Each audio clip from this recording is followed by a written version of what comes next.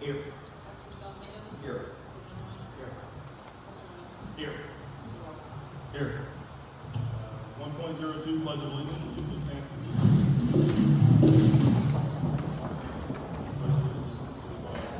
United States of America, and to the republic for which it stands, one nation, under God, indivisible, with liberty and justice for all.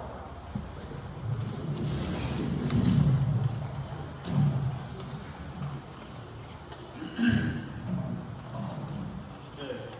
New business, item 2.01, financial outlook, presentations and questions and answer session. Presentation and discussions, overview of the district's current financial outlook, including the significant challenges being faced. That being said, we do have some presenters here today. At the end, we will have questions and we will answer. We just ask everybody to be courteous and respectful of everybody, and we'll get to all your questions if you have them. Item A, presentation by Tom Hosler, Chief Executive Officer of Ohio School Board Association.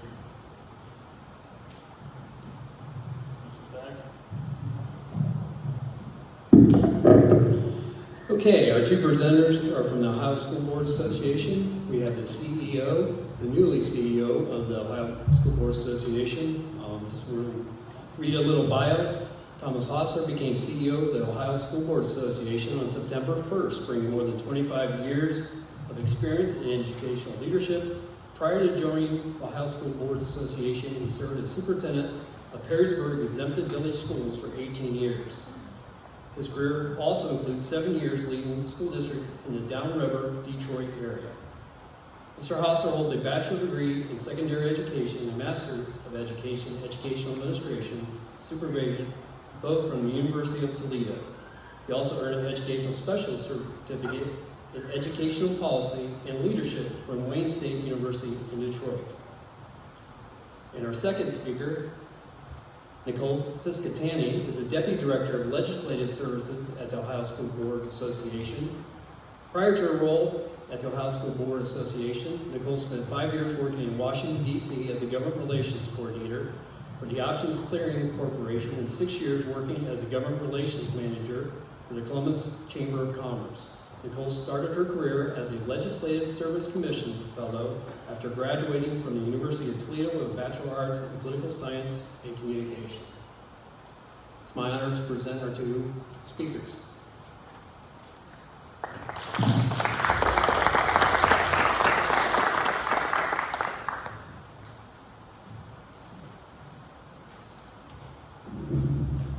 Well, thank you for inviting us today. We're happy to be here to share not only understanding what Madison Local's school funding looks like, but also just kind of give a brief overview of what school funding looks like. So I'm going to start off with making sure that before we dive into the details about Madison Local, we all kind of have an understanding of how school funding works at the state level.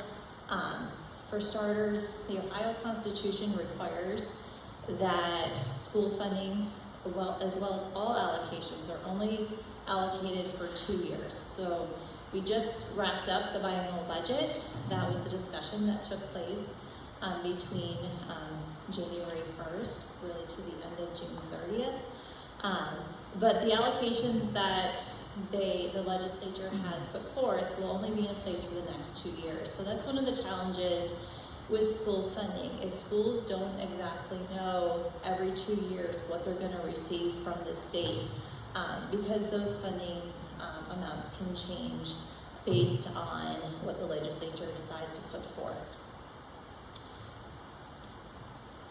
Okay, so we're going to do high-level description of what the Fair School Funding Plan looks like. That way, as we are talking about Madison Local, everybody kind of understands what we need.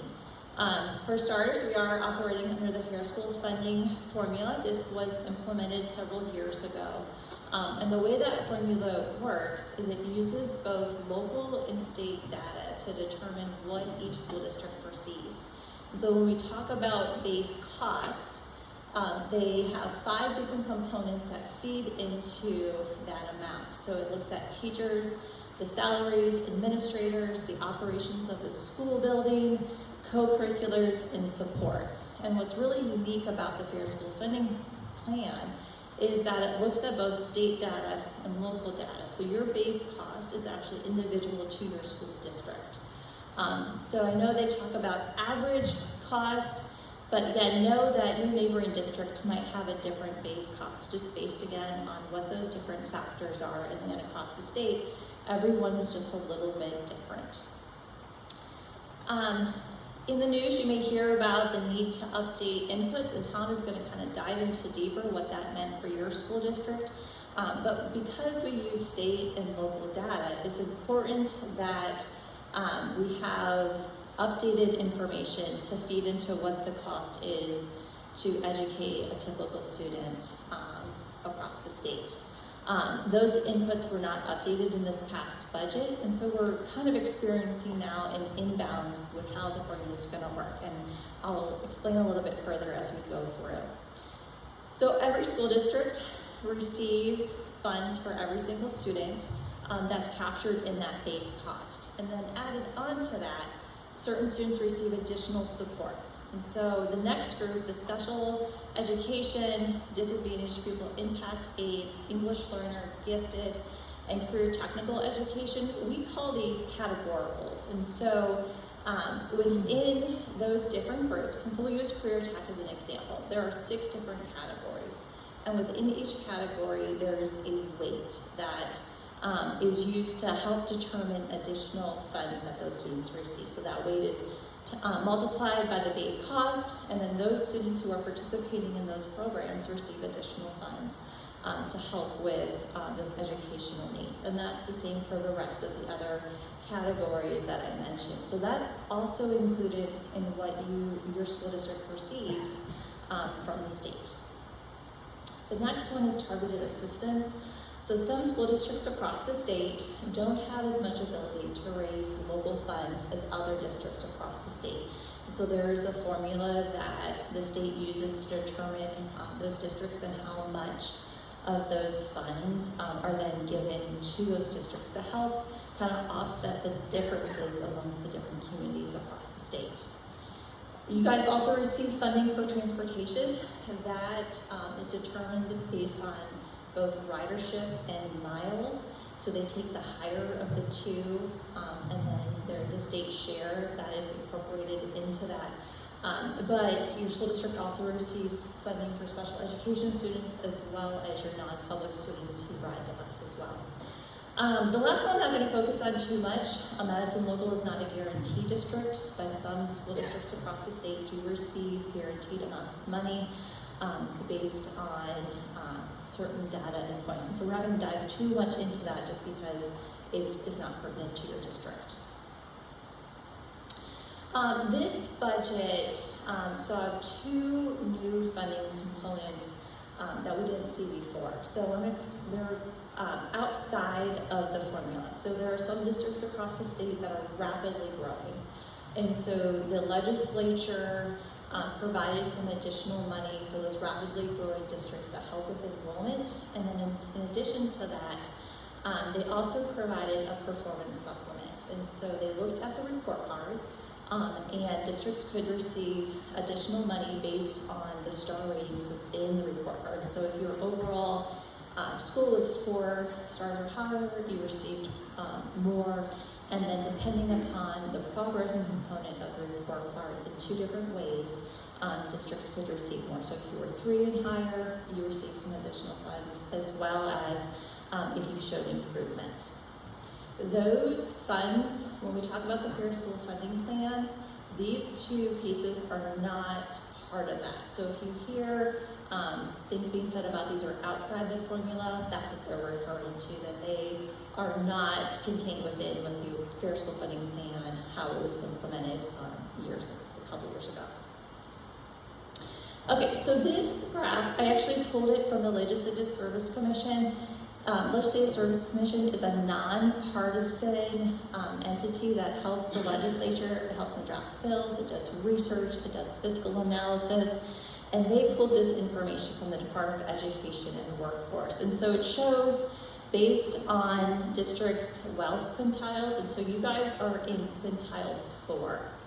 So you can see up on this slide, so as on average, school districts that are in quintile 4 receive roughly $3,500 from the state, and you can see the breakdown of those categories, most of it going to the base cost for students.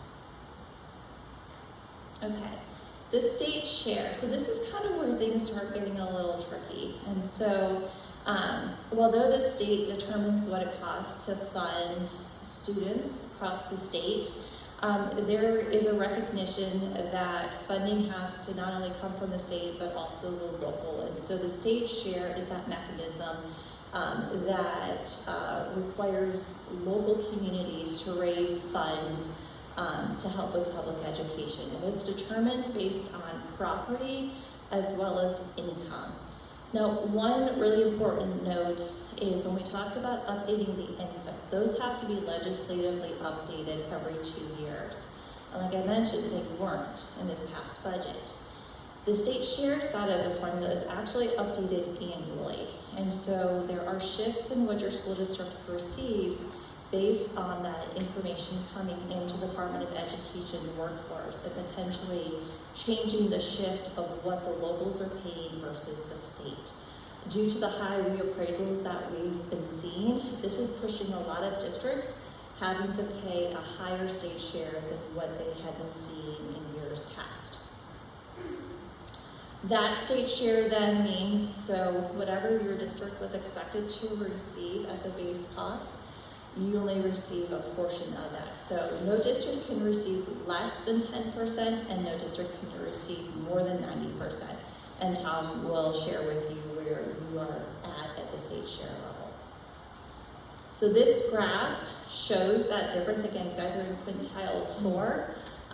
Using the Legislative Service Commission data, you can see that those districts who are in quintile 4, most of the funding that comes to the schools are coming from the local community versus the state.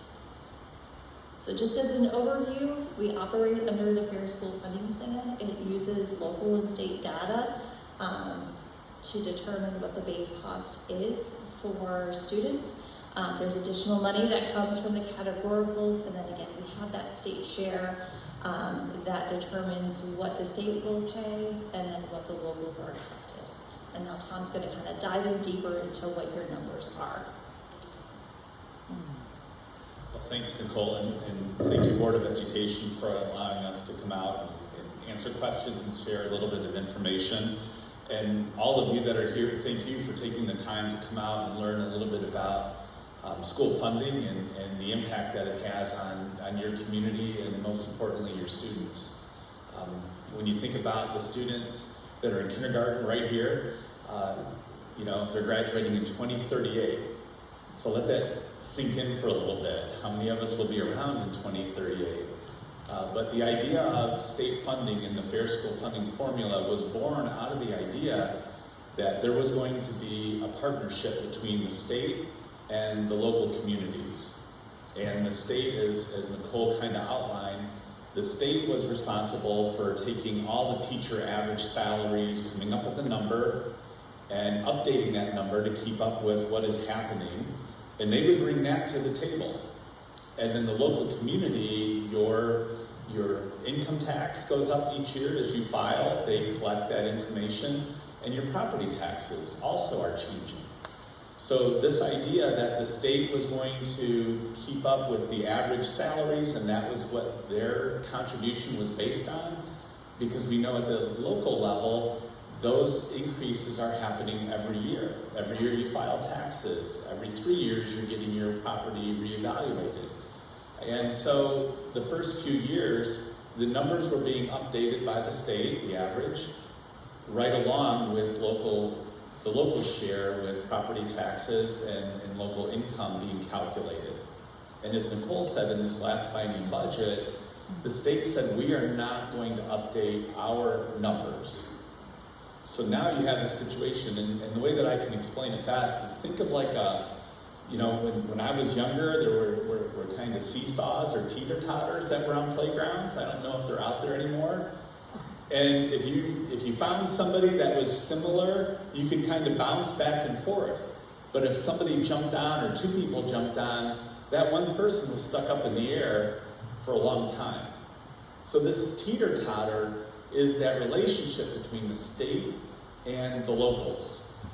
And with not updating the inputs, with not doing what the formula called for, and the state watching local districts' income and everything going up higher and the property values going higher, essentially what happens is the state is saying, Madison, you're becoming a wealthier district. You have the ability to raise that money locally because we're not sending what we sent to you before because those inputs are not moving.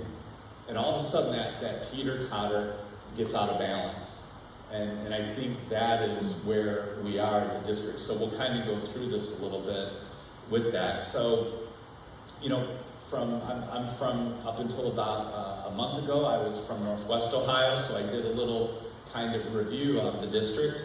So it's classified by the state as a rural and fringe district. It's got one beautiful campus with a beautiful building here. You guys take great pride in your building. Enrollment seems to be steady. Staffing 97, somewhere in that neighborhood from what I could gather. You've got state share of income. You've got property taxes and an income tax. In a lot of rural districts, you see an income tax that is part of the equation. So small single campus districts, stable enrollment, and what you spend to educate a student, we'll talk a little bit more about that, is well below the state average. Enrollment is open enrollment, but you're not adding staff to attract more students, and so an open enrollment is basically filling vacant seats from the data that I've looked at, and certainly open to hearing feedback on that. And so again, stable enrollment and that kind of limit as to adding new students and what that revenue could bring is really not an issue. So the 2019 base value, and that's in the community, adding up all the property valuation, is $165.5 million. The triennium update, that's every three years, saw a 37% county median increase in property valuations.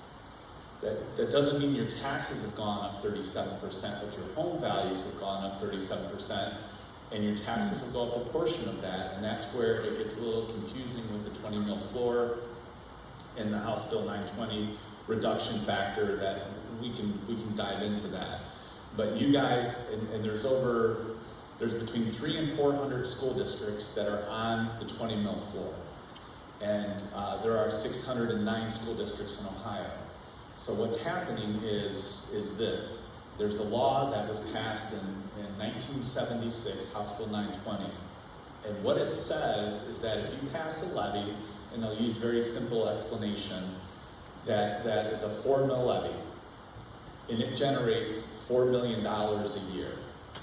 If your property values, if your residents' income goes up, the 4 mils that you can collect will actually go down because you're limited that you can only collect $4 million no matter what. So if you have 4 mills collects $4 million, let's say a Honda plant moves into your community, and the first thing that school boards hear is, boy, you're gonna get all of that money, all the existing levies that you have on the books remain at the amount they were set in, and what happens is your millage drops. And so the law says your millage is allowed to drop on all of those levies as the value of your community increases until you get to 20 mils. If you fall below 20 mils, you have to raise those taxes to get to the 20 mil floor. So when you hear things being talked about in Columbus about the 20 mil floor, it's because of this 1976 bill that says you can only collect the money that was awarded at that election. And so if there's growth in the community, it doesn't apply to those levies, and the millage rate continues to drop. That's not just something Madison is experiencing. Again, out of the 600 school districts plus in Ohio, close to 400 are at the 20 mil floor. So this is something that is happening across the state, and Nicole will jump back up and talk a little bit about how the legislatures are beginning to try to tackle that. But we're asking them to tackle it in a way that is respectful of school districts and doesn't continue to reduce the amount school districts are getting. So revenue, the state share is 55%. So for every dollar that comes into this school district as revenue, 55 cents comes from the state. The majority of the remaining, federal is a little sliver, but the rest is coming from the community. And also what's happening in the state is that trend is increasing where the local share is growing in the state and what it contributes is decreasing. And it's because of them not updating the inputs that you have. So right now, Madison has kind of a balanced mix, but again, evaluation income changes that you're experiencing in your community is impacting that state share, which is impacting the amount of revenue that you're getting to be able to operate your district. So the expenditures per pupil, in Ohio, there's a thing called the CUP report, C-U-P-P, and you can go out and look up valuable information on every school district in the state of Ohio. The state collects all the information from every school district in Ohio and then breaks it down, so you're comparing apples to apples, and then shares that information out annually. So it's a great way to go get information about any school district. So the state collects how much money, the information, how much money does every school district in the state of Ohio spend to educate a student. And they collect that data and it appears in this CUP report. And so Madison right now spends $14,000 in the last update, because they run a year or two behind, $14,719 to educate a student in this school district. That's $400 less than peer districts. So the state of Ohio says we identify very similar districts to try to get an even more apples to apples comparison, and you're spending $400 less per pupil than your peers. And that is a testament to keeping spending down and being cautious and being protective of state, the money that you're given, local dollars and state dollars. But I think it's important to point out that you are $2,000 less per pupil than the state average. So the average school district in Ohio, for every student that's walking their halls, is spending $2,000 more than you are. And that is significant. So think about $2,000 times your enrollment. That is what your savings below the state average for your taxpayers. So the instruction, they also break down where you're spending the money by category, and the bulk of your money is being spent, and I know you all know this, but it's being spent on instruction, and that's very important. This is another kind of challenge as we did a deeper dive into your community. Communities are made up of a blend of residential and business. And communities, school districts like having that kind of balance. Businesses are good taxpayers because they pay taxes and they don't bring children. So that is a nice blend when you can get that.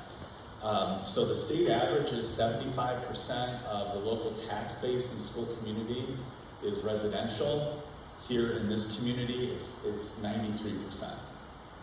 So that is an extra challenge because, again, when you need those additional funds, you're spreading it out in those other districts between businesses and residents.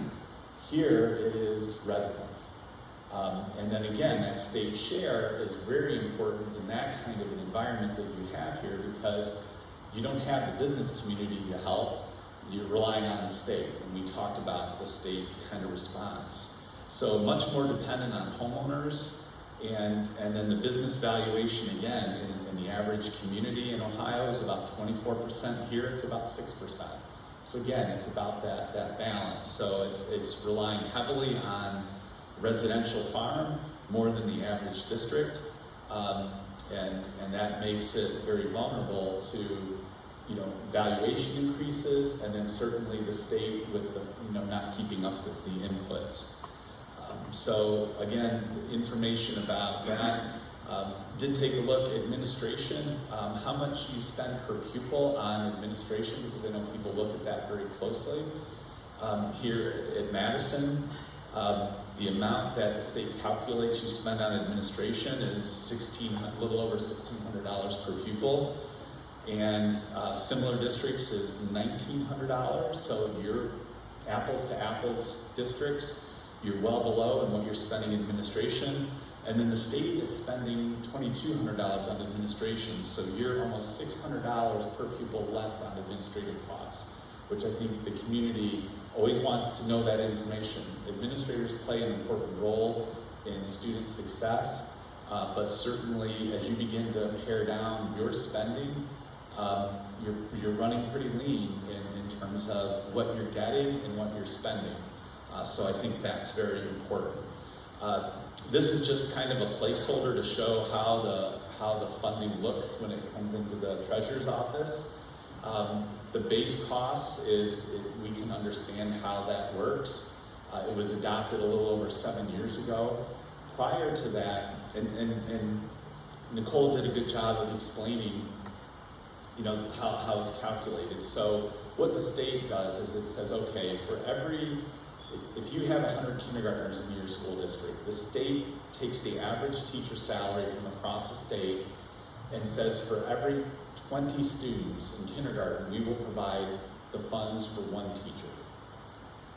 And so that's how the state calculates the largest portion of that base cost. And so they're using old teacher salary averages to calculate that, and so that's that impact. Prior to the school funding formula, the state had a very complicated formula, multiple pages, and it resulted in every single school district receiving the same dollar amount, $6,020. It didn't matter if you were in Northwest Ohio, if you were in Cincinnati, or right here in Madison, everybody got the same amount. And then there were some weird things that happened in terms of what the state share would be. And then there were districts that were capped, where if you were a growing district, you wouldn't receive any more money, even though you got more students. And there were districts that were losing students, and they were going to get the same amount of money, even though they've lost students. So that was the old formula, and it was broken. So the new formula was something that superintendents, treasurers, board members were excited about, and when it's funded, it works much better. We've talked a lot about the inputs, and I know one of the things that was important to share with you is what impact does that teeter-totter that I described have, and it is this. If the state would have updated the inputs for all the school districts in Ohio, for this upcoming fiscal year 24, we would have seen an increase of about $575,000 to your district from the state of Ohio. So over $500,000. The next year, the biennium budget, you would have seen an increase of $770,000 in state aid. And that is something that would make a difference in how you are able to operate and provide a little bit of relief to communities. And that was playing out in the 609 school districts across. So again, fiscal year 2024, that's what it looks like when the state doesn't live up to their commitment to keep their side of the formula funded while all the other things are being updated.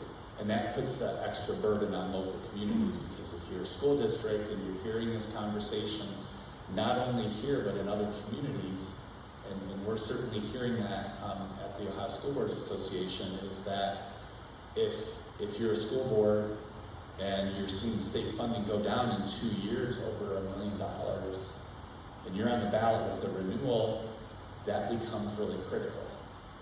Because you're already running a very lean budget, and at the same time, you're just trying to maintain what you have. If you're a district that needs additional funds to keep up with cost of living and expenses, we know how much a gallon of milk costs more than it did maybe a year ago. Jeff, you buy milk for 1,400 students, so you feel those costs too. And so the state aid improves when the updates are and the inputs are updated. And again, it creates real havoc for boards because you have two choices, either making reductions or asking for more. And in your case, you're just trying to hold on to what I understand to what you have. So that's a real dilemma for communities. So I'll step aside here and then we have a couple. So property taxes is a huge discussion at the State House. There are lots of different proposals being floated. The budget had several different provisions. There's one that honestly kind of rise to the cream of the crop when looking at balancing between helping property tax owners as well as ensuring school districts still to be able to operate. And that was the original version of House Bill 186. It was actually a bill that was originated by a county auditor, looking at not only, let me back up. What the bill would do is during your reappraisal year, it would cap the growth to inflation so that districts who are on the 20 mil floor, homeowners would not see an increase in their property taxes above the inflation amount. And then what the bill also originally did is when we were talking about the state share, it adjusted that state share amounts to reflect that the valuations that were being calculated would not be taken into account. So it helped preserve what the state share should be, as well as provide that relief to property tax owners. That bill has changed a lot. It's still being discussed today. It's evolved. It wasn't originally on the agenda to talk about what that bill does. I don't want to step on toes. But there have been some good proposals that would be a fix for people going forward. The legislature also is considering some veto overrides based on what came out of the budget and what Governor DeWine had vetoed. And then today, Governor DeWine had installed a property tax work group, and it is a combination of former legislators, as well as there's representation from counties and townships and cities and the schools, and they came forth with recommendations that were released today.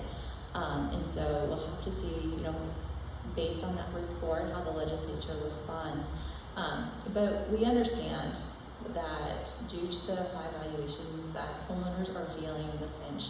And I think there are some ways we can move forward, and hopefully we can find a resolve so that homeowners can get some relief while ensuring that schools still have the necessary funds to educate students.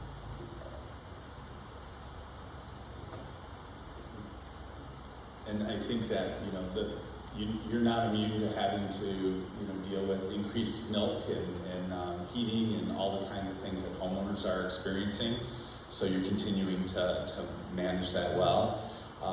Healthcare and wages, the number of high school students that are going into education as a career choice, graduating and pursuing education, teaching jobs is at an all-time low right now. So, those that are graduating are more selective with where they want to go. And I don't know in this area if you're struggling to find bus drivers and custodians and teachers, but I know that's something that we're hearing from across the state. So those are pressure points that boards feel too in trying to control their costs. And again, in your district that is spending $2,000 less than the state average, you're controlling those costs because you can measure it, you can see it with that number. But how far can you continue to go before it impacts, that student's classroom? And that's really what it's all about. So we just threw some other slides here that, that if there's any other. This one is we had a webinar yesterday that OSBA hosted, and they did an analysis. And so in 1975, the percentage of taxes that were going to schools 53% were from businesses, and 46% were coming from residents. And then in 1999, you saw 52% of the taxes coming into schools was based on residents, and 47% was based on businesses. In 2023, 68.5% of what schools rely on to generate money, 68% came from residents, 32% came from businesses. And it took years to get there. No local board of education voted for this, but over years, this is where the state has arrived, and that pressure point again is being felt more today than ever, and by local residents and schools and fire, sheriff, other types of services that people rely on are all in the same boat in terms of having to go out to the community. So we're trying to provide information to legislators to understand, how did we get to this place? Since 1976, because of that House Bill 920, there have been over 12,000 school levies in Ohio. And that's more than any other state in the country, because the only way schools can generate more revenue, again, going back to the 4 mills, $4 million, a Honda plant comes in, you're generating more money, the amount of mills you collect goes down because you can only collect that amount that was specified in the ballot language. And that is generating it. So there hasn't been 13,000 levies here in Madison, as far as I can tell, but that is the problem. So we want legislators to be very thoughtful about the fix. We know there needs to be a fix, but we want legislators to be thoughtful and not have an unintended consequence that is going to accelerate 12,000 levies of schools just to basically maintain what we have and get a little extra. So that kind of, and this is that House Bill 920 that was passed in 1976, one of the unintended consequences. So we'll kind of stop there, and we can stay up here or go back to the audience if you have questions. We're happy to answer those. So. Tom, there's a couple of things that I'd like to just focus in on, and from your excellent and Nicole's excellent presentation. One is that the fair funding formula is actually a misnomer, because, and I think it's important for the community to understand, that the inputs which are utilized to determine the funding are 2 years old. But our expenses are not 2 years old. So our expenses continue to go up, but the inputs that the state uses to determine what level of funding we get are not increasing with the increased expenses. Have I summarized that correctly? You're spot on, yes. Okay. Yeah. The second thing that I think it's really important, and I'm kind of a summary type of guy because I'm not a financial wizard, but I think the other thing that's really important for the community to take away is that our expenditures as a district in the key areas of administrative costs, salaries, and benefits are substantially below the state average. And so as the fair funding formula fails to be fair, there are many districts that have a lot more cushion because they are less efficient than we have tried to be, and we don't have that type of cushion because we are already at bare bones. Have I summarized that accurately? I believe so. Okay. And I have a question for you. Early this year, I think it was in February of this year, the Senate introduced, there was a bill introduced in the Senate called Senate Bill 93, which I'm sure you're familiar with, which basically, the two big components of it were to eliminate local school funding and to initiate a statewide property tax and an increase in sales tax to provide for school funding. And I haven't heard anything about that. And did that ever get out of committee, or is it still sitting in committee? That bill hasn't even had a hearing. Okay, so that's basically DOA. I know a lot of people. Because it would change school funding in this Yeah. biennium, and you can only do that in a biennial budget. Yeah. There's no way to reallocate those funds that you would need to make that change. A lot of people were talking about that, and I think it's important for everyone to understand that that's going nowhere in the near future. Not in this biennium, because again, we've already addressed the budget, and that would reallocate funds, and you do that in the budget. Okay, I think if you wouldn't mind, we're going to get to the next presentation, and then we'll open it up to question and answers if anybody in the community has questions.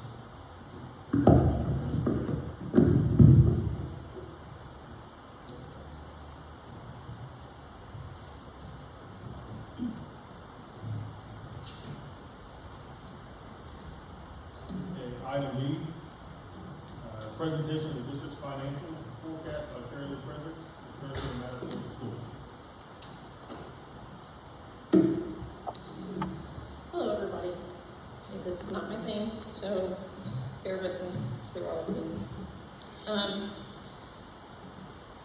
Starting off, they've already talked about quite a few of the things. It's the Ohio Revised Code and OAC, House Bill 96, and the things that have been introduced with it. We are required to present a fiscal presentation or financial forecast, basically, to kind of, make everybody aware kind of where we're going, where our finances are at the moment, where they're heading to, and it is, for the financial forecast, it is just general funds and those surrounding it. It's not all of the funds from the district, but the Board of Ed is primarily in control of the general fund, which is over one. So the forecast engages the Board of Ed and the community in the long-term planning.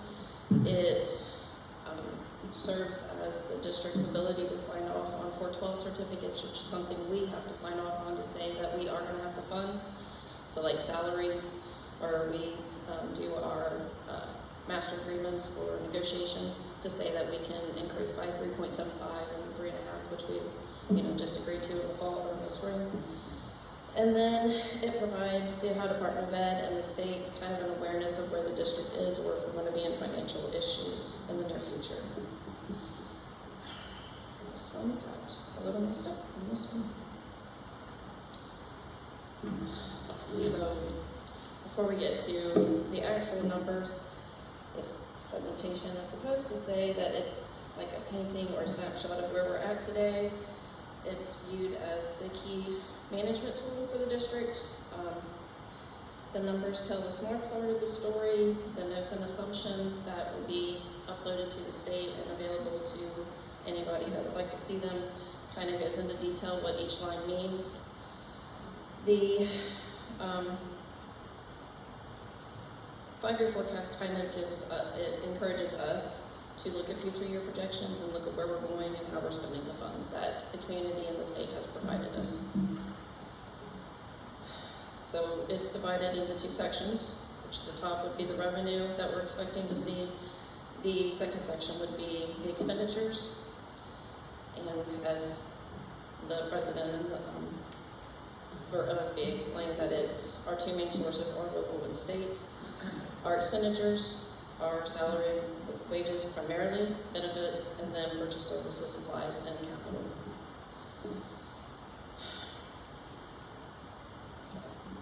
They've explained a lot of this as the state budget, all of the different changes. There are still things that can change depending on what the House and the Senate do on their overrides from what the governor vetoed. And of course, the governor's got his work group. But most of it basically is not good for the schools. That's been made clear. And again, this is just basically saying that it's still can be changed, and unfortunately can be changed until the biennium is up in the end of 26. So we've just got to prepare for what we know, and then deal with what comes down as it's decided. This is again talking about the same thing, the different House bills and what the Senate can do and what the House can do.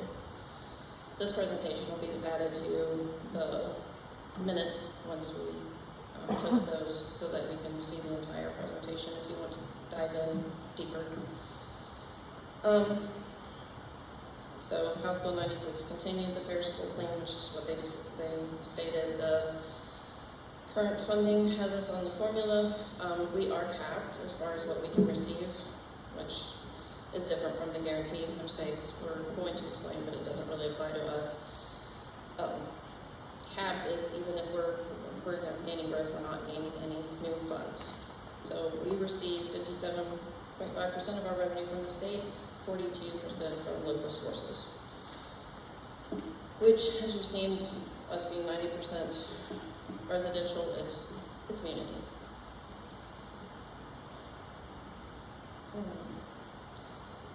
This one, which is hard to read, is we're in deficit spending in 23. We started again this year and continue on out, but we still remain with a positive balance through FY 28.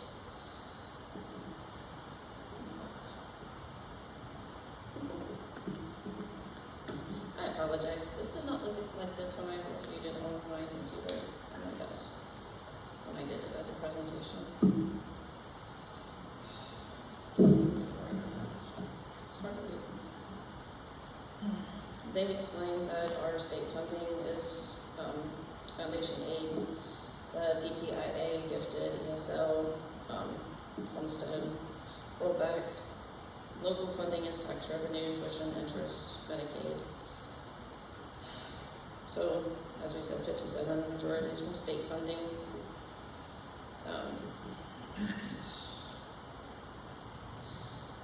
So the fair school funding plan did change. One thing is students are funded where they're educated versus where it used to be their residential is how they were funded, and it meant a lot of transferring money between districts. They stopped doing that, so it's basically where they're at is where they're funded. There is some still tuition things, or you can do excess costs for special needs students, that kind of thing, but for the most part, students are funding. So this is saying that it just increased certain lines of the forecast and decreased other ones.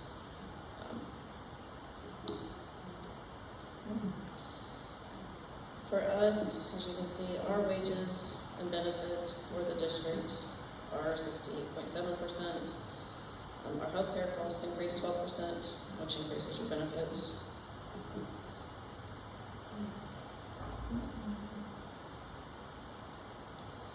Everybody knows that after COVID, ESSER funds came about. Those went away as of last year, which some districts that they hired or were reliant on for some of their funding, that went away, and it went back to the general fund to finance. I don't know that this district did a lot with ESSER funds like that, staffing, that kind of thing. So we were good there.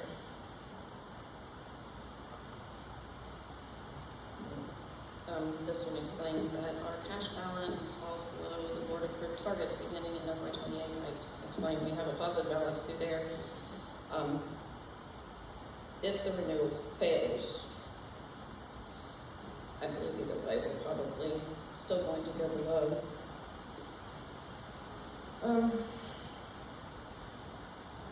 This talked about it provided new net money, but seeing as we're capped, we're not seeing that. As they say, the base inputs were not increased. College credit plus, those type of things. A lot of those things the district's responsible for, and there's not a whole lot that's coming back to us to help us with those costs. But they are a benefit to the students, so.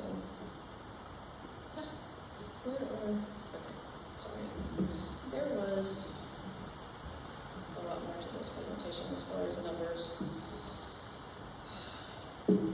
Sorry.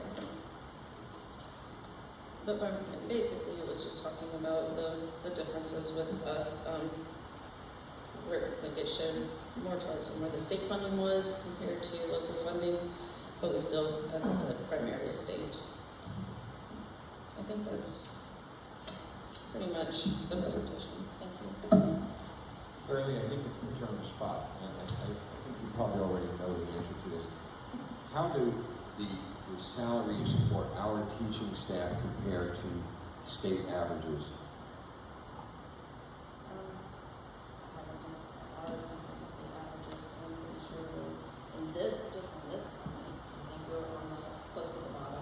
close to the bottom. That's why it's staying in the state. Yeah. Jeff, is that having an impact on our ability to attract and retain teaching staff? I mean, yes, it does, because of so many districts being close in proximity. We're having to compete with districts where starting pay is sometimes $6,000 to $7,000 more than what we're paying for starting pay, and it just keeps increasing as steps and other increases happen within the negotiated agreements. Now, based on the numbers that you're using, by 2028, if the levy fails, the renewal, which would not increase the cost to the residents, that fails, in 2028, we're out of money. Is that right? Now that sounds like it's a long way away, but it's really not, is it? Because when we are trying to plan new sources of funding, we can't just simply say, okay, we're going to run out of money next month. Let's plan a new source of funding. It takes a couple of years to establish a new source of funding, because once, even if you get a levy to be approved, that money doesn't come to you right away, does it? No. How long does it take for that money to get to us? We'll just start collecting in the next year after it's The year after it, right. Yeah. So even if we were to get in the beginning of 2028, the year that we close down, or basically turn our operation over to the state because we have run out of money, and we get a special election, we get a new levy passed, we're still out of money, aren't we? Because we're not going to see that until the following year. So that 2028 date really isn't as far away as it sounds, is it? No. So you have to start looking a year or two. So now. Yeah. So we're right at the threshold now, aren't we? You have to start planning and seeing what you're going to do. But again, you have a levy on that's a renewal, but for new monies, your options are basically another levy, a new levy, which are going to be new taxes. So, you try to look at what you're receiving and work with it within those means, which is why you look at how much you're actually going to be able to raise and, increase salaries so that you stay within a certain line. There's a lot of districts that have to freeze salary increases, which really puts an impact on the quality of the teacher you're going to, continue to retain. If they're seeing no salary increases, they're going to go to the districts that have the funds to pay them more and keep, raises coming to them because they've got increased costs as well. But, so you look at what you're going to do, you look at your renewals and you hope that they pass. When they don't pass, you're looking at, if you need new monies, it's again dependent on the same people that aren't passing your renewals on trying to get new monies, because we are very limited on our funding sources. And there aren't going to be any state bailouts like were discussed with Senate Bill 93, because we're stuck with this biennial budget now. So that's not going to change, is it?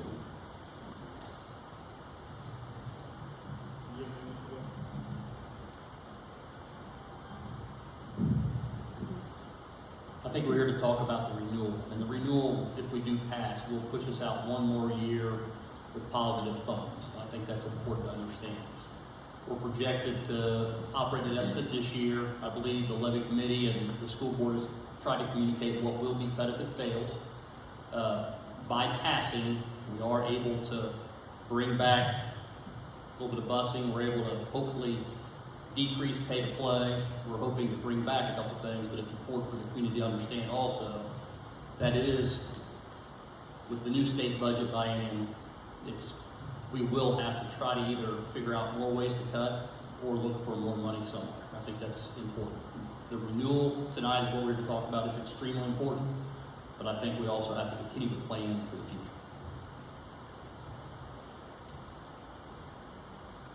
Dr. Genoa?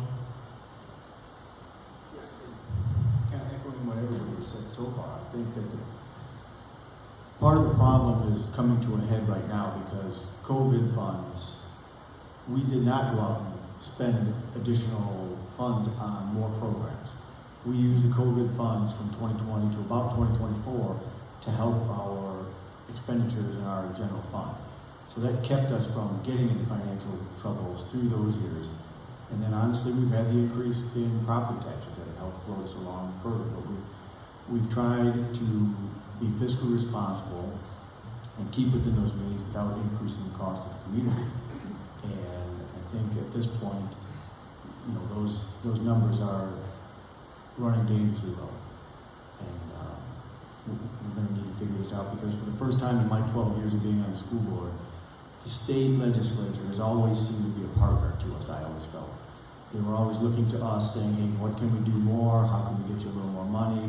They would usually bring something in additionally each biennium. This biennium is the first one that I really feel the state legislature is not in our corner. They've gone kind of all in on privatizing schools, vouchers, and funding that, and leaving the schools to figure things out for themselves, the public schools. So I'm not as optimistic as I have been in the past that this is going to change when the next biennium comes. I think this is something Madison's going to have to be looking at for the years to come, that things are probably going to change in the way we fund our schools here locally.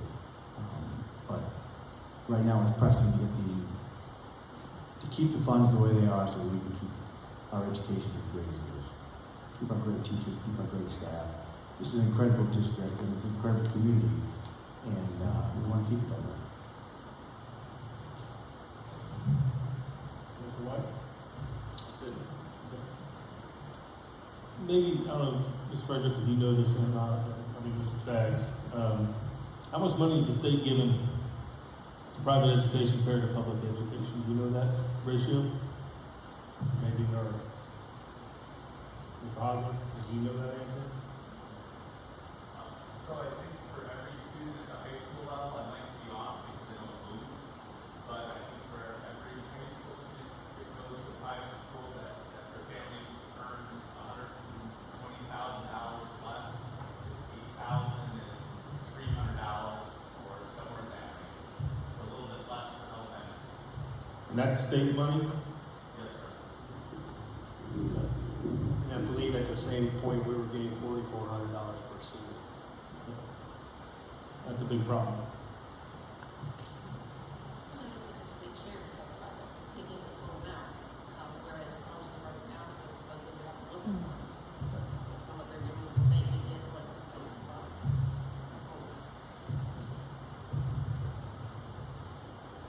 Do you want to add anything, Mr. Staggs?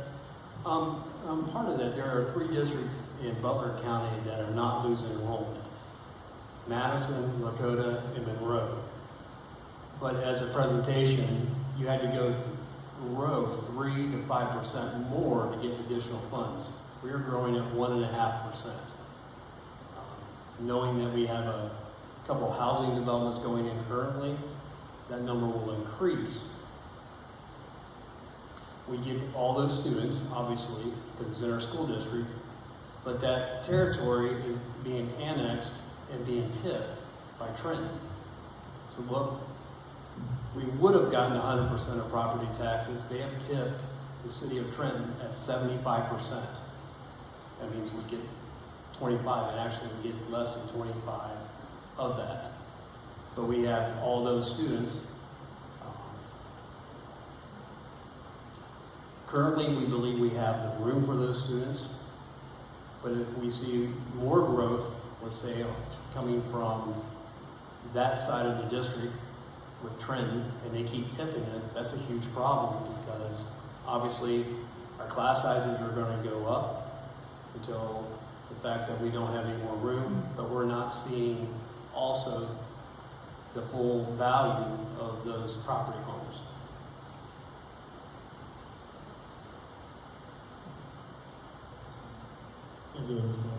It got brought up at the end of the last time we did one of these sessions. It's very important, I think, for parents and community members to work together for this problem.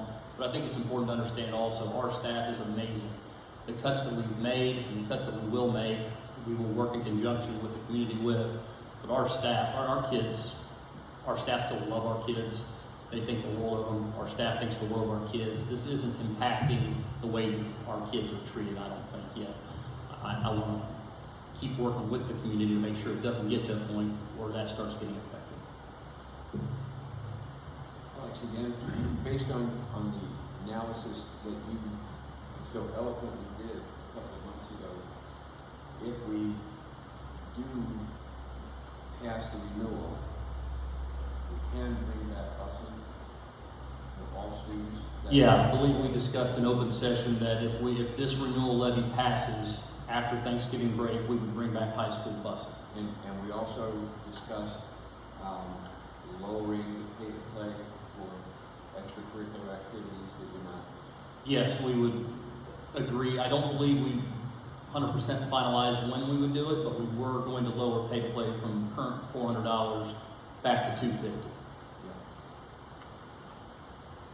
And you've also thought somewhat about additional cuts that we might have to make if it didn't pass.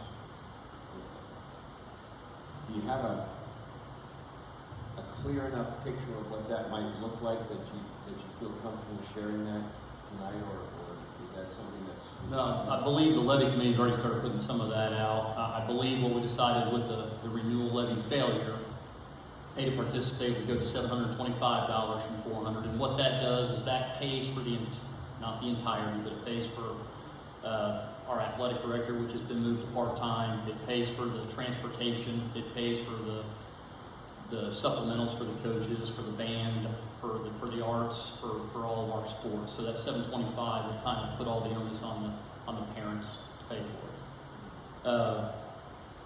And when that pay to play goes up to $725, that's going to make it financially prohibitive for a lot of students. So the actual revenue generated by the pay to play is not necessarily going to go up by as much as you would anticipate. So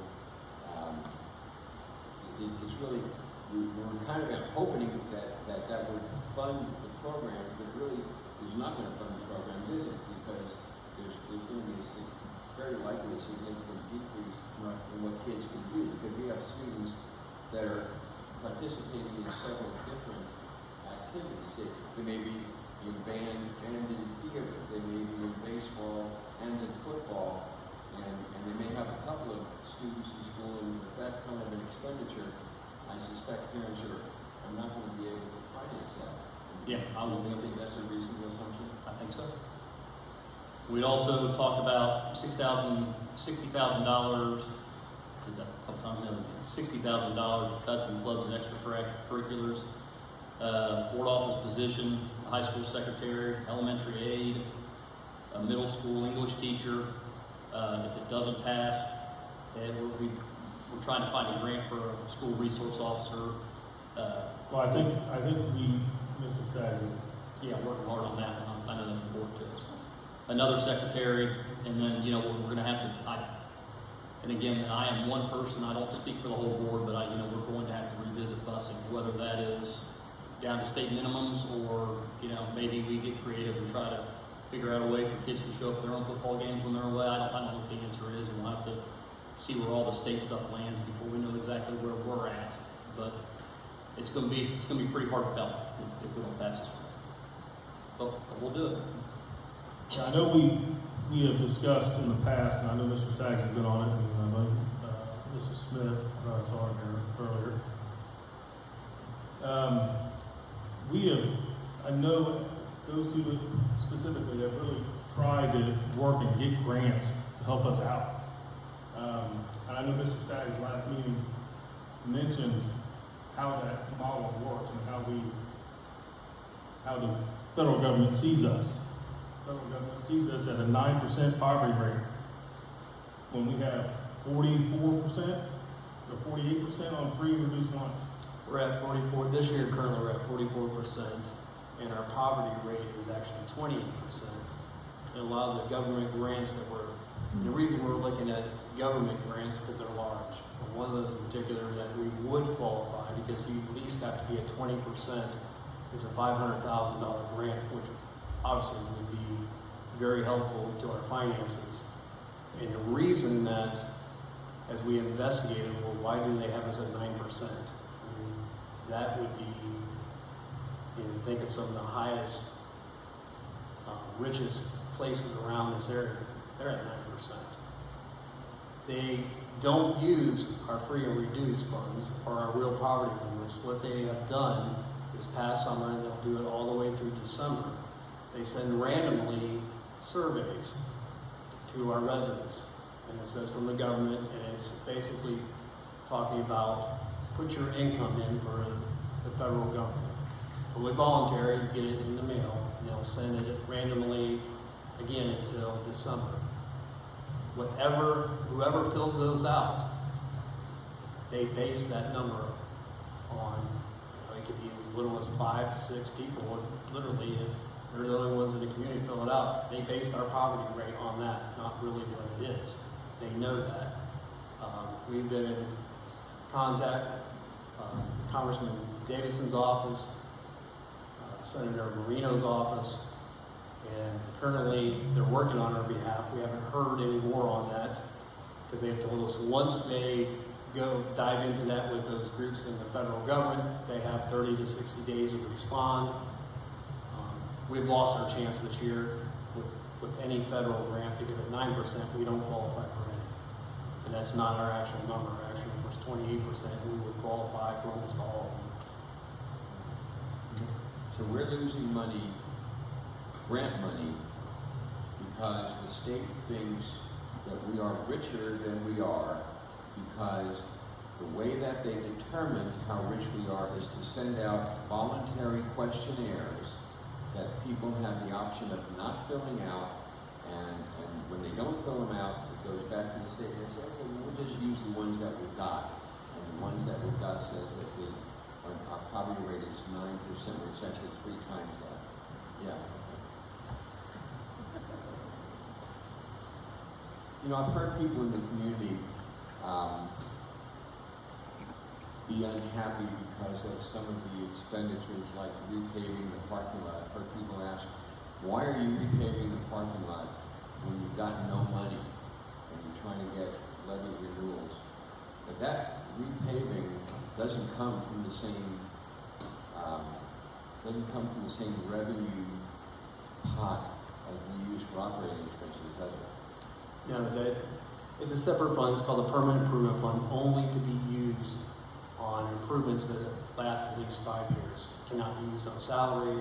It can only be used on that. And the district does have a permanent improvement fund that came years ago when they built the elementary school. The board at the time moved inside millage to permanent improvement. So part of that always goes through the improvements. They have to last 5 years or more. So this past summer we did the roof at the high school and we did the paving. Solely from the permanent improvement, no general fund, which is what we're talking about, that we can't be in a deficit, a negative. With that also, they used, the board at that time, I think it's $1.5 million each year, and that permanent improvement goes to pay off the elementary school, the building of it, until it's finally paid off. So that money was not available for operating expenses. And if my recollection is correct, and you guys were into the facilities maintenance would know better than me, but when we looked at delaying those repairs, we actually came to the conclusion it was going to cost us more to delay it because we would not be able to just skim over some of the areas. It was going to require more extensive excavation. So kicking that particular can down the road would bite us in the nose at some point. It would cost us more to wait. Especially the high school roof, yeah. Yeah, okay.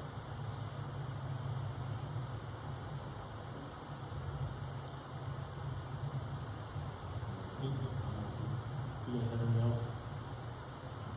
Okay, I'd like to invite our guests back up here just in case somebody does have a question and they want to ask it.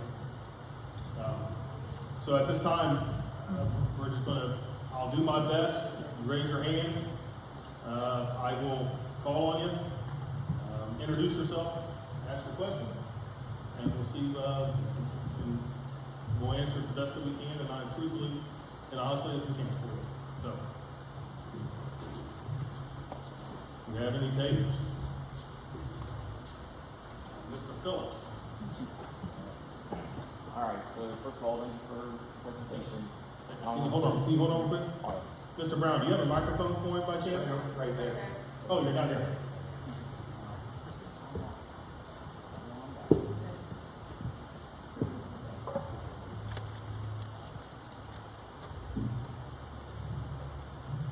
Just want to say thank you for the presentation.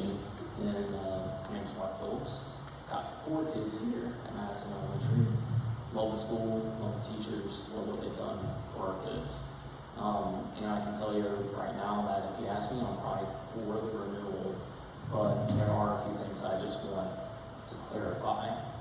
For one, it's great that we're below $2,000 below the state average, but that's not a good number for us to use when comparing because our costs are not the same as the Cincinnati Grand public school, not the same as Columbus.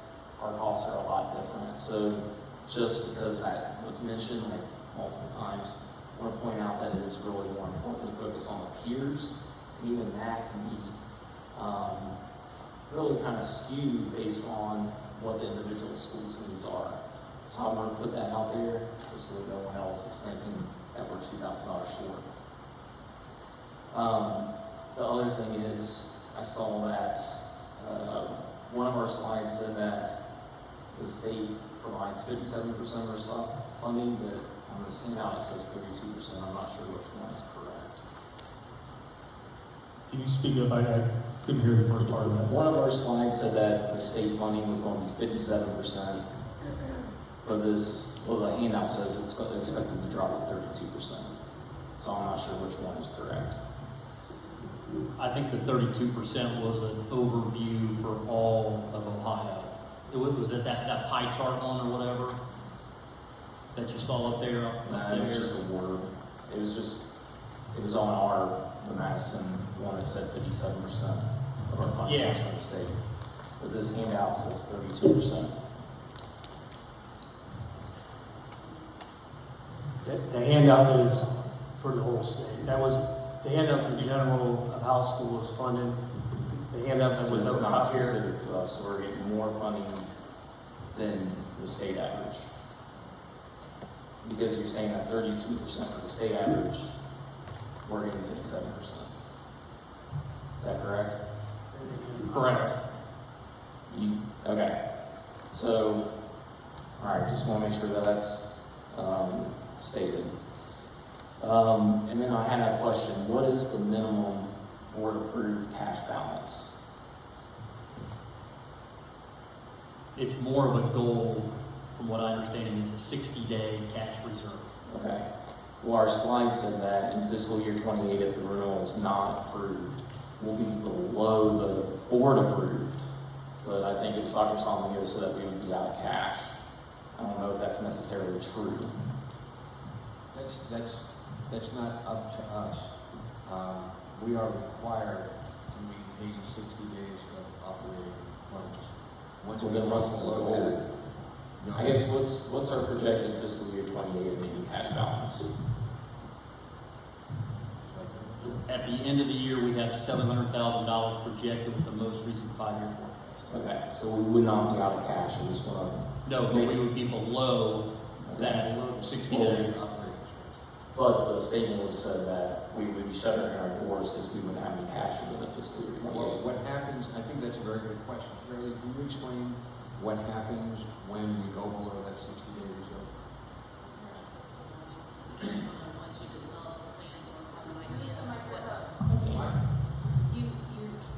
You're looked at as being, I think they call it fiscal warning, and what they're doing is you then have to develop a solid plan to say, how are you going to come out of it? Because if you look at, we will be by fiscal 30, we will not have the 60 days, we will be out of cash, as he said.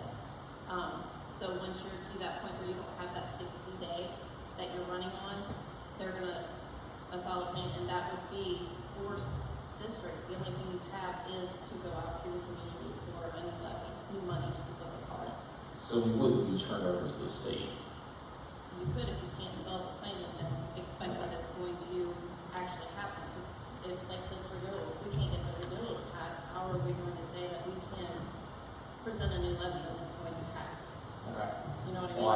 just want everyone to be clear on that, because that sounded more like a scare tactic than actual truth. It's just a reality what districts have to face if you can't funding, if you don't have a solid plan. In 2029, we would not be able to make payroll. Okay. So the state would have to come and take us over. So in 2028, they would give us the warning, do something and fix this. 2029, if we did not have any monies, Are the once inputs we have expected to work a to, year and a half ahead. okay, are the inputs expected to change They would on come the and next take us. bicentennial? The next plan, I think they said that they would be funding 100%, but we don't know if the inputs are gonna catch up, if they're gonna come up. So like right now, we're looking at FY '22 numbers. We don't know if it's going to come up to '24 or actually coming to what it is, what it's like in '22. Excuse me, you really need to move that microphone closer to your mouth. We cannot hear you. And I'll just say the next budget doesn't pass until 2027. And so between now and then, the legislature doesn't create a new budget intermittent between now and June 30th of 2027. Okay. Well, I know this is sounding like I'm hammering you, and it probably is a little bit. But I just wanted to make sure that everyone's transparent on the actual situation. But I do want to make a couple of comments I think would be helpful in aiding in getting the levy passed. And that's, I'm an accountant by trade, and I deal with presenting financials all the time, and people do not understand, even people with MBAs do not understand financial statements. And so, going over the numbers, and I don't understand all the funding for the school because it is really complicated. I think what would be very beneficial for the community and aiding and how to get this levy approved is to show the differences in funding, what the sources are over a 5-year period, where it's came from. Because I don't know if my numbers right, because I looked up just a minute ago, but our property tax revenue went increased for the school district by $2 million from 22 to 23. So it'd be interesting to see, okay, what is our projection for property tax revenue, income tax revenue, state funding? What is our cost per kid over the last 5 years? What are the major expenses? Obviously, it's going to be salaries for the most part. What is that trend is? And then you can actually see and show that picture of how we're struggling as a district better to individuals. Because no one's going to, I've gone out there to the website, and I got to be honest, I spent 5 minutes looking at it, and I don't think anyone else will look at it.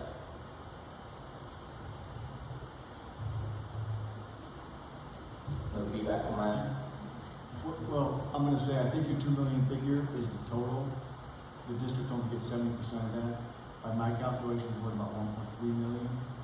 In that same time period that's occurred, we've had our expenses go up with inflation. As But see, everyone my else. point is, we don't know that though. Well, I think, Well, we don't know that, so that's why I'm saying, I would like to see 5 years.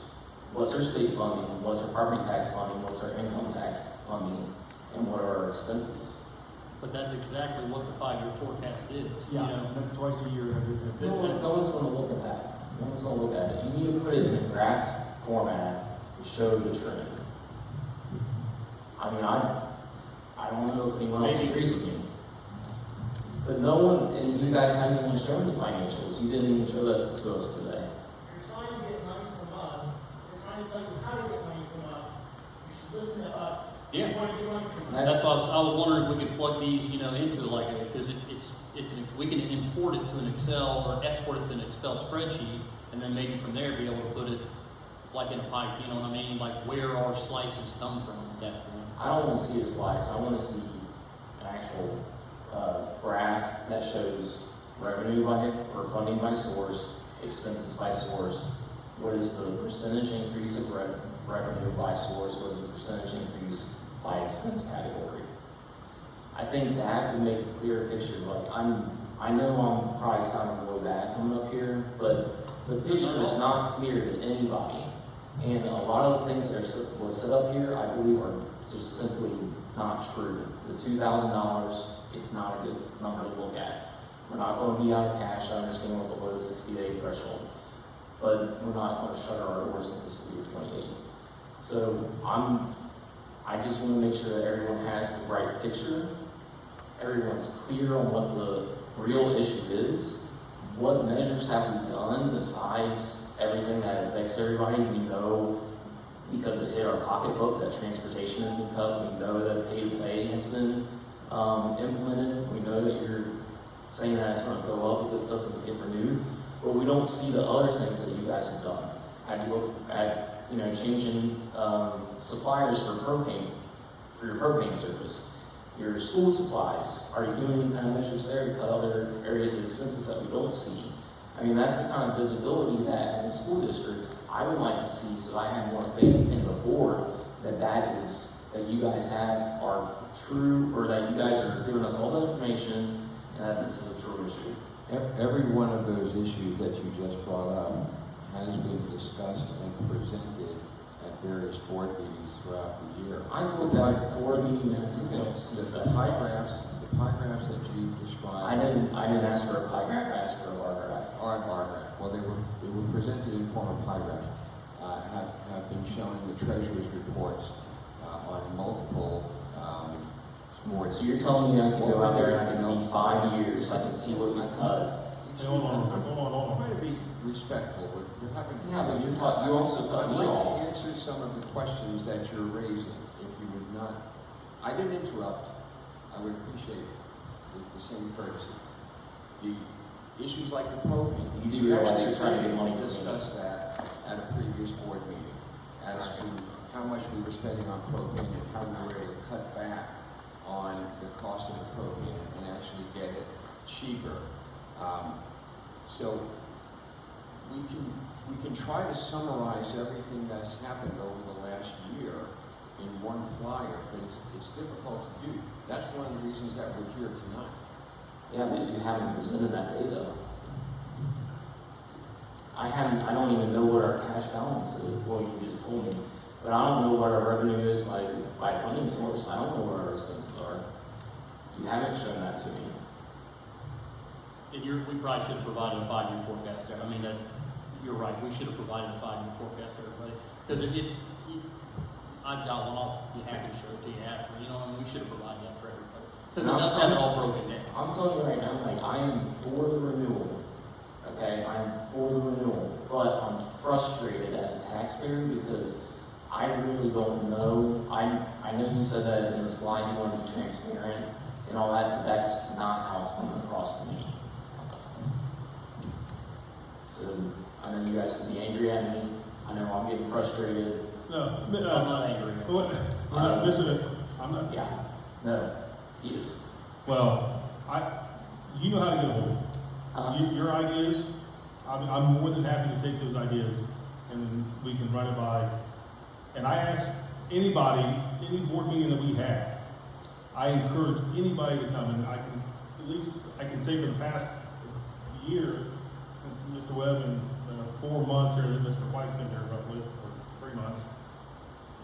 I encourage people to come to meetings, let's talk. We have open discussions during this. I encourage anybody to come. I don't take any idea you have. And I would gladly take ownership of that because I have not came to one board meeting except for the ones that my kids have gotten star student.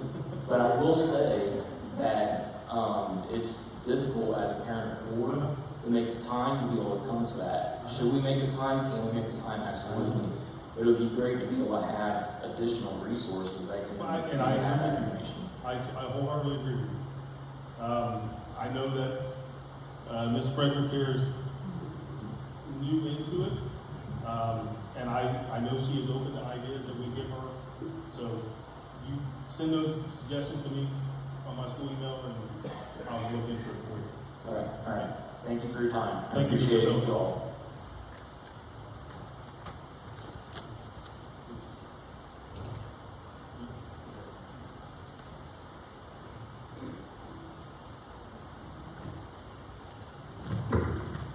Hi, my name is Leanna.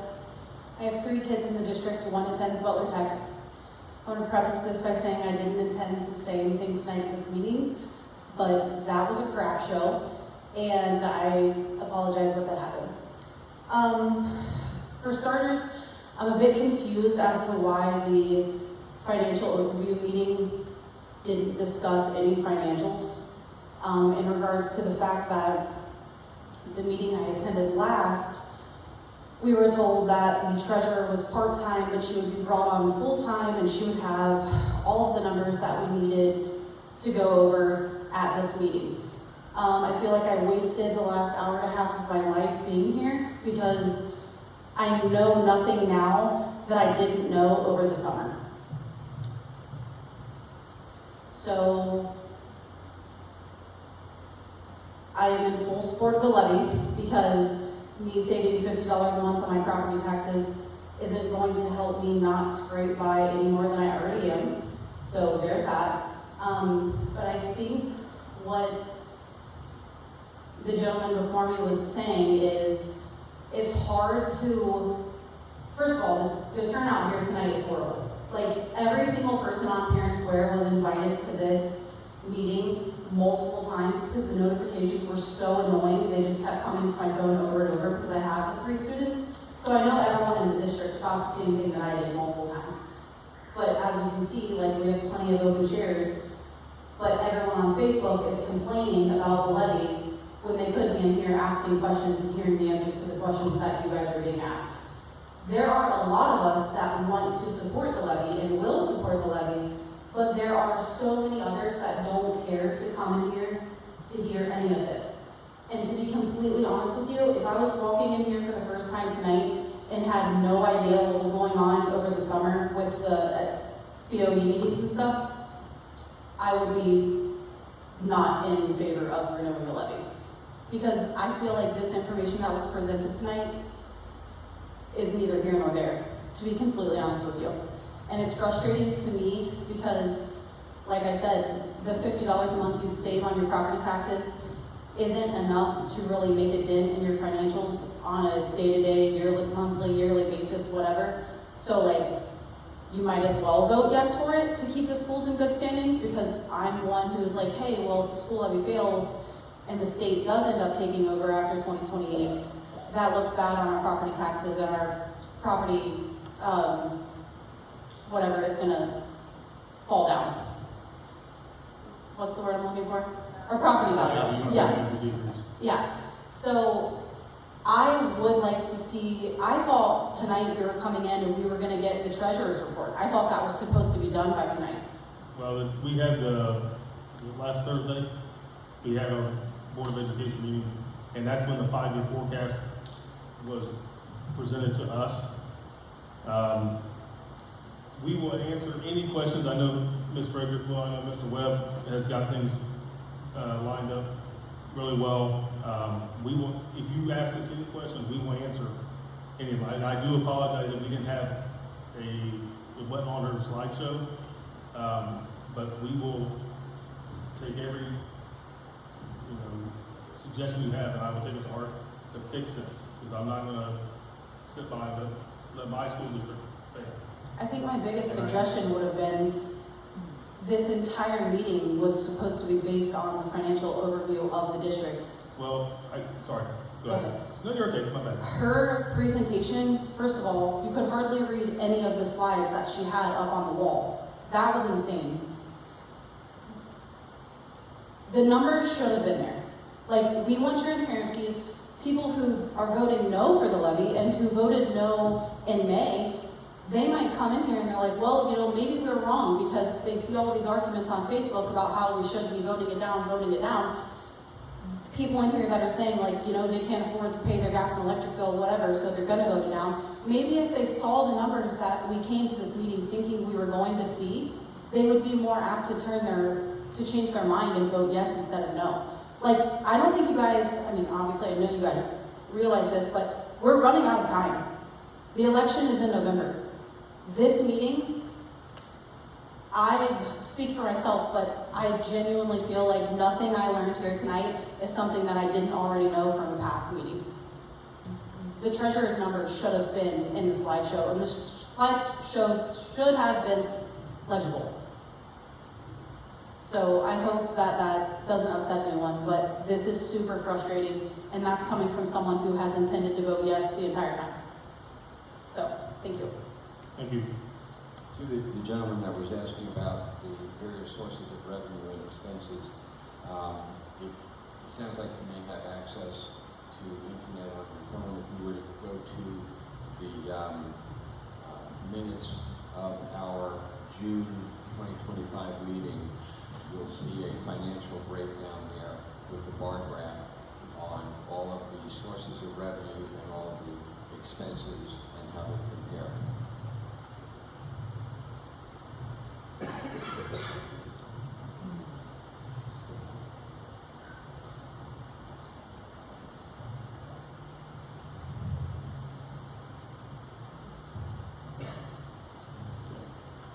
Ms. Frederick, you have our 5-year forecast in front of you right now.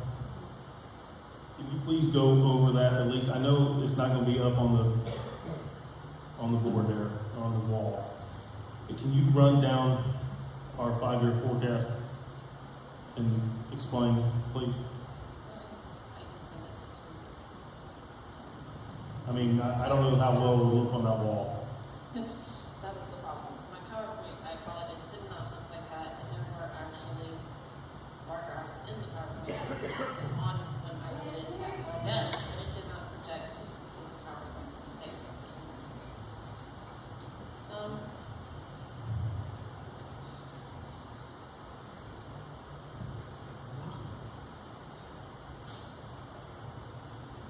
Fairly, I can go over it quick, you know what I mean? If you'd like me to, I can go over. I've got it in front of me. Well, that's what I was saying, Curtis wanted to try to Okay. get it onto that computer so that it possibly could project on there, but no. While she's doing that, does anybody else have a question?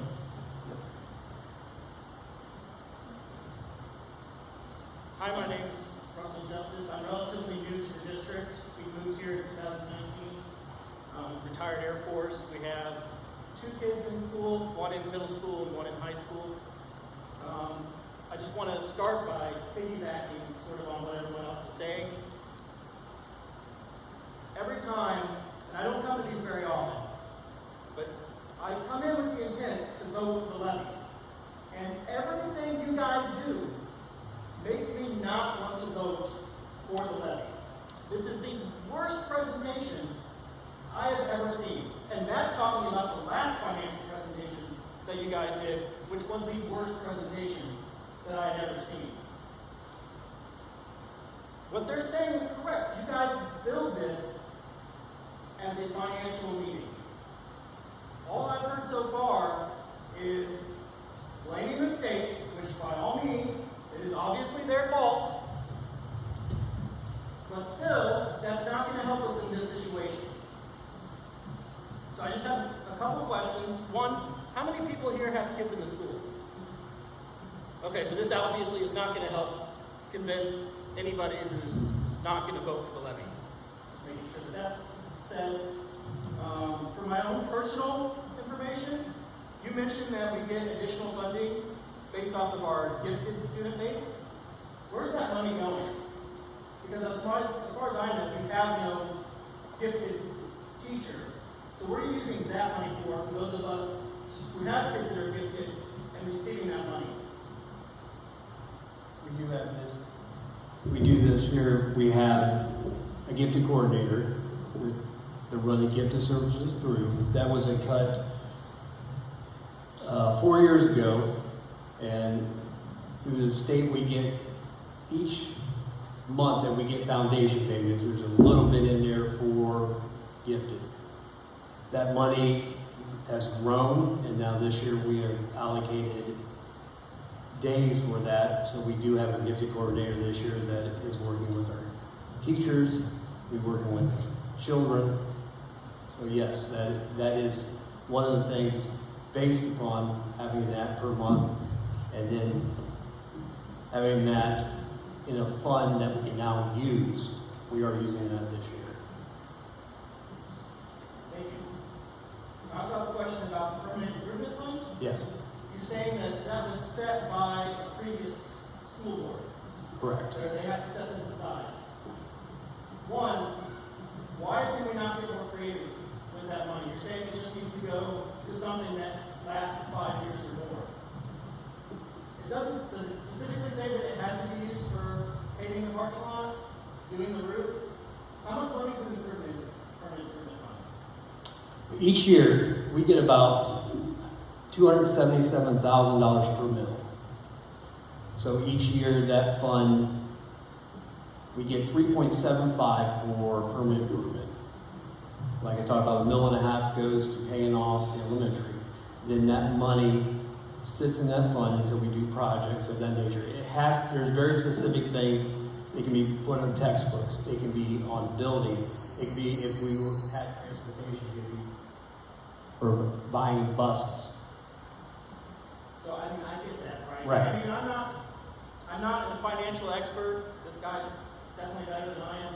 But I have spent 20 years in the government dealing with budgets, and there's almost always a way to move money. You cannot move money out of permanent improvement. And that's fine if you can't move it out of permanent improvement. But you can't tell me that there's not a way that we cannot use that permanent money to cover some other expense other than paving a parking lot that can then help free up some of the money that can be utilized for something else. You already said it can be used for busing, at least buying buses. Which we're probably not buying buses. Well, we don't have a bus lane. That's been several years ago that the district was purchase service Peterman busing. The district currently does own 8 buses. And then if it was set by a permanent or by a school board before, why can it not be changed by the current school board? Why can that money not be, or that, however that's been set up? Why are you not able to change that? Are you saying that forever and ever that's going to be used until for that method? It cannot be altered in any way. That money can be altered. It's very specific in use, and it can be, for instance, some funds you can move to one fund and then you can move to the other. The permanent improvement, the money is in there. It can only be used for that fact. It can't be moved out, and it can't be used for other things other than specifically what the law states it can be used for. But I think he's asking it through board resolution, are we able to switch our inside millage, which I don't know, I'm so sure if I'm right about this, but I was going to try to talk to you. You're on the right track. Yeah, and I know Ross schools tried to do it as they were struggling financially. They kind of did it opposite. They moved some mills inside just to try to make them look a little bit poorer. But I think that what I'd argue as a board member is we use more, and I don't know exactly how much that money is. I want to say it's about $800,000 a year we get for that permanent improvement of those inside mills. And just the upkeep of this 20-year-old, going to be older than 20 years, we spend a little bit more than that. Historically, we spent more than that year over year just trying to take care of the building. Is what I'd say about, moving the mills to because I don't know 100% sure. Can you move inside mills by board resolution? Would you? I don't really know. I don't know if I'm right about that. So moving inside millage, every township gets 10 inside mills. We get a little more just because there's no city here. So it's between us, the township, a little bit of Butler Tech on that. If you would move, at that time that they moved the inside millage, it basically, there's a process for that. So if we moved, let's say another 3 mills of inside millage, essentially that's a non-voted levy. Because that inside millage is the only millage within the school formula that can grow a certain amount. So if you do that, you're saying, I've just taxed the residents 3 mills without a vote. That's like $45 for maybe an average resident. So that's not that much. But these are things that, if you're going to cut high school busing just willy-nilly, why can't you just do that willy-nilly? It's the same thing. You're affecting the same number of residents by cutting the school busing as you are by potentially just raising the. We're paying $45 to drive our kids around, whereas it's not affecting the other half who don't have kids in school.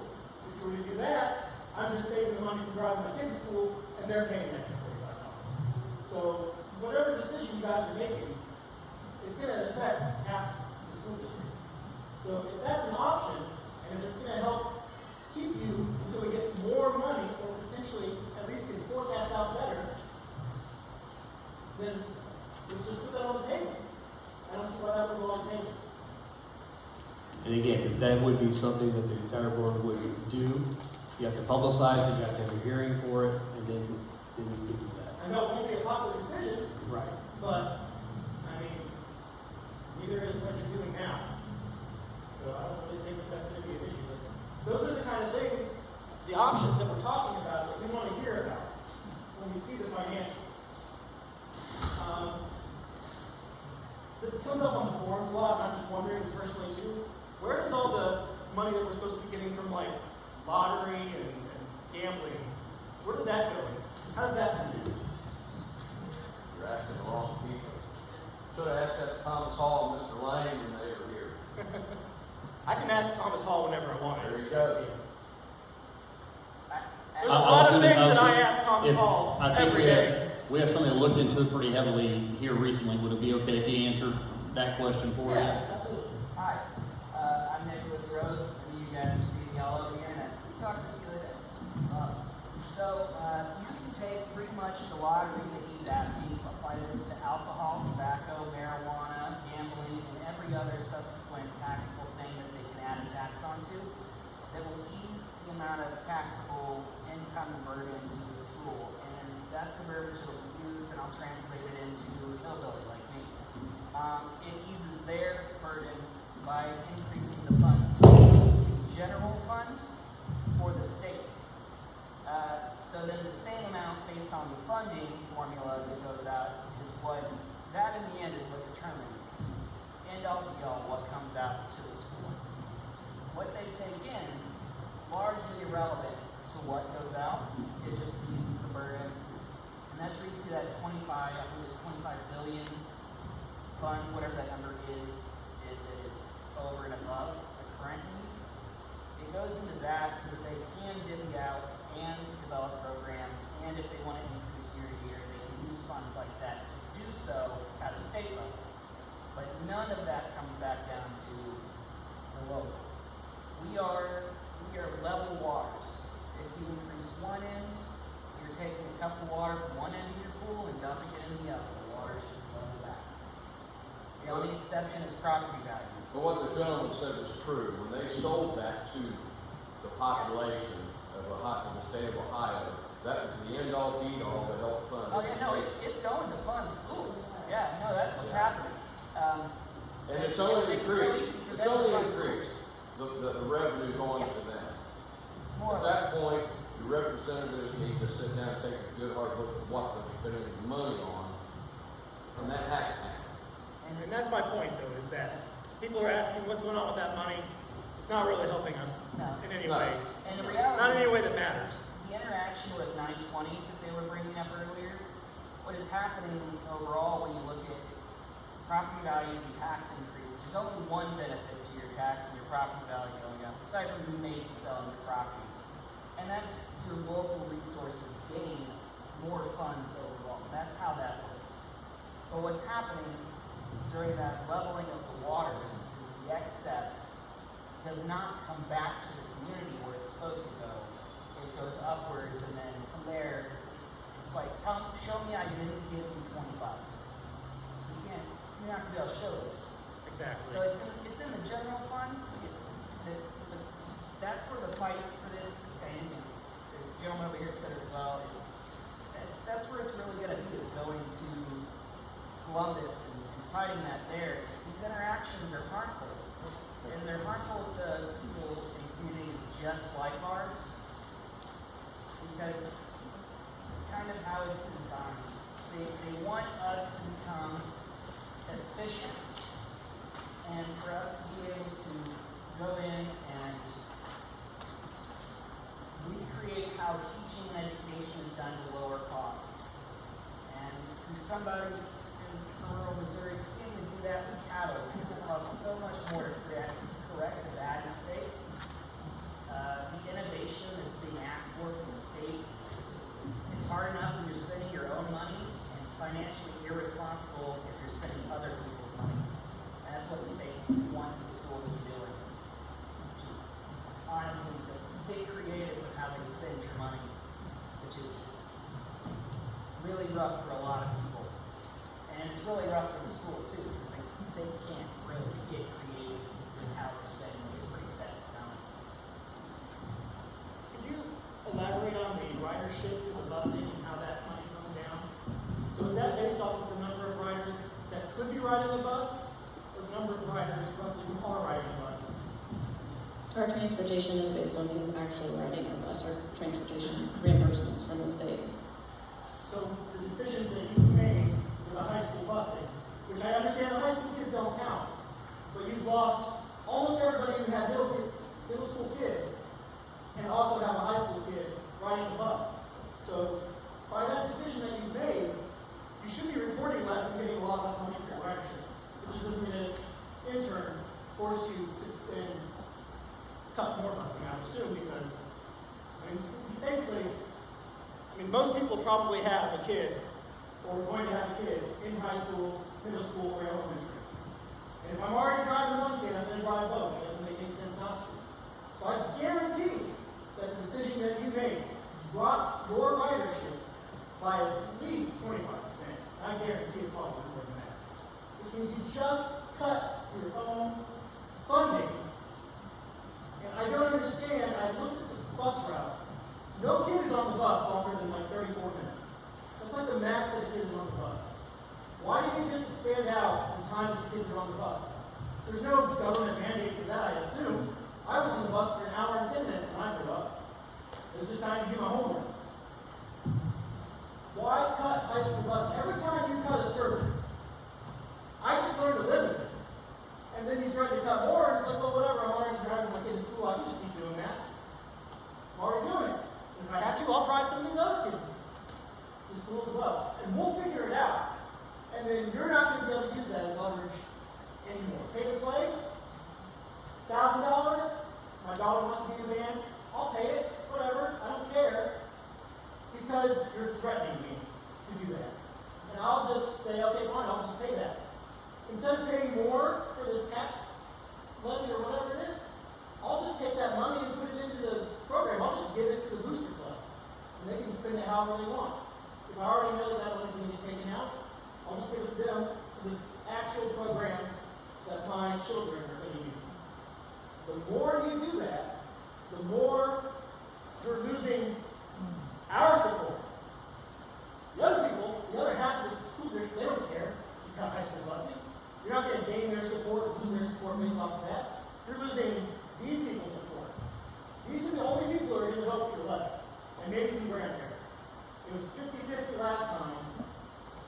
Like I said, I want to vote for the levy. It makes sense. It's just a reorder. But when I come in here and it's just ridiculously disorganized, it's very difficult to justify it. I think that is basically it. I think I have one more thing. I'm good for now. You can come back if you find it, and let's come back to it. Sorry. Can I say something real quick before we move? We cut the high school busing because it saved us $80,000, and we felt like that was a teacher position. Because, that's the discussion we had amongst our board. It's not an easy decision. I have a kid in elementary, middle, and high school. Just as many of us do around here. So, and I was going to I'm sorry, I don't remember your name. The first guy that spoke also. I understand why it feels like a threat, but I think it's also important to know that we did save that money by cutting that busing, and it's a place that we can cut something without affecting the education, if that makes sense. I'm sorry that it feels like that. Go ahead and you can answer. I hope you understand what I'm saying also. Yeah, and if it has to do with a teacher, I'm more than happy to cut busing or other things than to cut the teachers. Because I do agree that our teachers are underpaid compared to other districts. So that's one thing that I completely agree with. My point was just the transparency. What have you guys done? Right. What is the actual breakdown? What is the true problem? That's what I'm trying to get at. Yeah. I think that's the key. That was our worry in all these discussions. Is it going to look like we just are doing it to get back at you, to be a threat, or to do it to make you upset or mad so you vote for it? But in reality is what cuts can we make that don't affect the classroom? And athletics and busing are two of the bigger expenses that are relatively speaking, easy to cut that won't affect the classroom. And to your point up front, I'm sorry, we do get state reimbursement for busing, but it's a flat fee. So when you look at what it costs us to run the buses versus what we're getting reimbursed by the state, we are saving significant dollars by cutting those routes. So are we going to lose more students? Yes, but that's going to shrink more routes, and that's still going to save us more money. We don't like it. We didn't want to do it, but again, in trying to preserve the classroom, those are some of the minimal cuts options we have that we can make and still maintain our education quality. But we know it does. But we know it does come across looking like that. I'm sorry. Why don't you just combine some routes? And you can definitely combine routes now because I see buses go down the same road, and my son, if you were to take his bus, he's on that bus. It's running all the way to the other side of the district with 4 other kids. You're running a bus for 4 kids. But what we are limited by the state is the number of kids you can put on a bus. Well, and I know what you're saying, but the number of kids on the bus is the number of kids we're told are going to ride at the beginning of the year. So if then kids don't ride, we still have to have seats for them. So we can't just combine it and say, well, today only 40 kids rode the bus, so we're going to combine that down to 1 bus because we're stuck by law, if I'm not mistaken, Jeff, that we have to provide that busing for every student who says they're going to transport them. I understand that part, but were the buses full before? Were they completely full? Yeah. They were pretty maxed out. Yeah. There's going to be some and throw it in mind. They're pretty full from the perspective of riders that are supposed to be on it, or who've said it. That was also when there was bus lines. Once you cut the high school, now your ridership automatically is going to go down. The buses now have empty seats, almost guaranteed. You can now combine routes and save money by eliminating a couple more buses. And we can certainly look at those numbers again for sure. And I think that's. Or take another poll on how many kids are actually riding the bus. I think that's things we can definitely look at, yes. The idea of making the cuts and increasing pay to play is not done as a threat. It's not done to try and bludgeon people into voting for the renewal. It's because we have budgetary constraints we have to meet. And like Paul said, there are cuts we just simply have to make in order to be able to be financially responsible. And we don't want to make those cuts in education because that's our primary goal, is to provide a good education for the kids. So we're trying to make the cuts wherever we can. There is a valid argument to be made, and I hear this from people who don't have kids in the district, which is basically the argument that you were making. Why should I vote to increase my property taxes just so that somebody can pay less for an extracurricular activity? Let them pay for the extracurricular activity. And that is an argument that a lot of people in the community make. Just go ahead and raise the pay to play for whatever it costs to provide that extracurricular. And if kids want to do it, they can do it. If they don't want to do it, they don't do it. Problem is that we have kids that are not that financially secure, that come from homes that are not that financially secure. And they get a lot of emotional benefit from many of these extracurriculars, whether it's participating in a sports team or playing in a band or helping out on a stage production. And they can get a sense of community support from the teachers and from the other students that maybe is lacking at their home. And so increasing the pay to play to cover the expense may be something that all of us up here are able to do, and maybe even the folks that are in the audience tonight are able to do. But we do have a lot of kids that just aren't able to do that. You don't think you've already passed that limit with $400? We're getting there, yeah. Yeah, absolutely, I agree with you. We're getting there. And I know a lot of these kids, and you guys know who I am, and you know that I have a business, and we employ a lot of teenagers in our business. And so I get to sit down and talk with these kids and see what's important to them. And we have a lot of kids that are actually supporting themselves through after-school work so that they can just participate in sport. I don't think I would ever argue that the kids, that making people pay for sports is a good thing. What it is when you don't present good financial numbers and you cut busing and you cut paying for sports, we don't see what you have done prior to cutting those two things. Yeah. So what you're cutting is specifically targeting us before we can see the other things that you're cutting. Before we know about potential ability to move inside mills, have we considered moving a couple more bus routes in order to save this much? Can that bring it down from 400 to 350? Those kind of things. Show us those decisions, and then I won't see it as you're specifically going after the people who have good concerns. You know, Tom briefly touched on something I think it was in his presentation about the Taxpayers' Freedom Trilogy, and one of the bills that he talked about was House Bill 421. That inside millage is not guaranteed. If House Bill 421 were to pass, and it's still in the early stages of discussion, but that inside millage could be reduced. Is that the one that the auditor gets to allow to like move around? No, this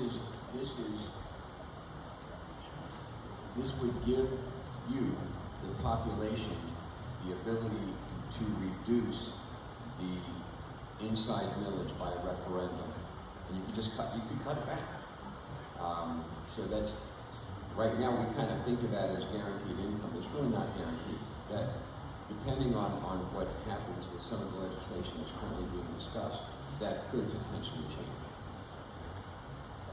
To the That's benefit also why these numbers that we're looking at from 2 years from now, everything is fluid. Yeah. So we kind of need to see how things are going. We need to see all the financial data. Because just like you guys are saying, that you're strapped, you're meeting, you're spending minimums. A lot of the people in the district are strapped and they cannot afford more. Even if it is just $50 more. I agree that if they're already paying, they should just go ahead. But I gotta look at, do I want to pay for fire, do I want to pay for the school, or do I want to give money to senior citizens? I'm probably not giving money to all three. So which one is hurting more? And so I need to be able to make a decision based off of the financials that are out there. And I know you guys just showed us these financials. And this is great, it's on a piece of paper, but I want to hear it mentioned from you guys.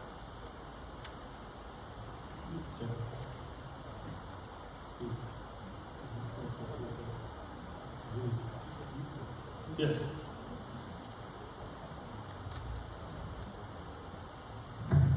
How you doing? I'm Brian McDonald. I have 4 kids in the district. One goes to Butler Tech. I just wanted clarification on a couple things. Actually, this is my first time being here, so if I'm asking questions that we talked about, I apologize. It's my first time being here because in the Madison Township kind of flyer newsletter that came out in the mail about a couple days ago, I saw it on one of the pages. I saw right below that a little bit of a description on the high school, the middle school, and the elementary school.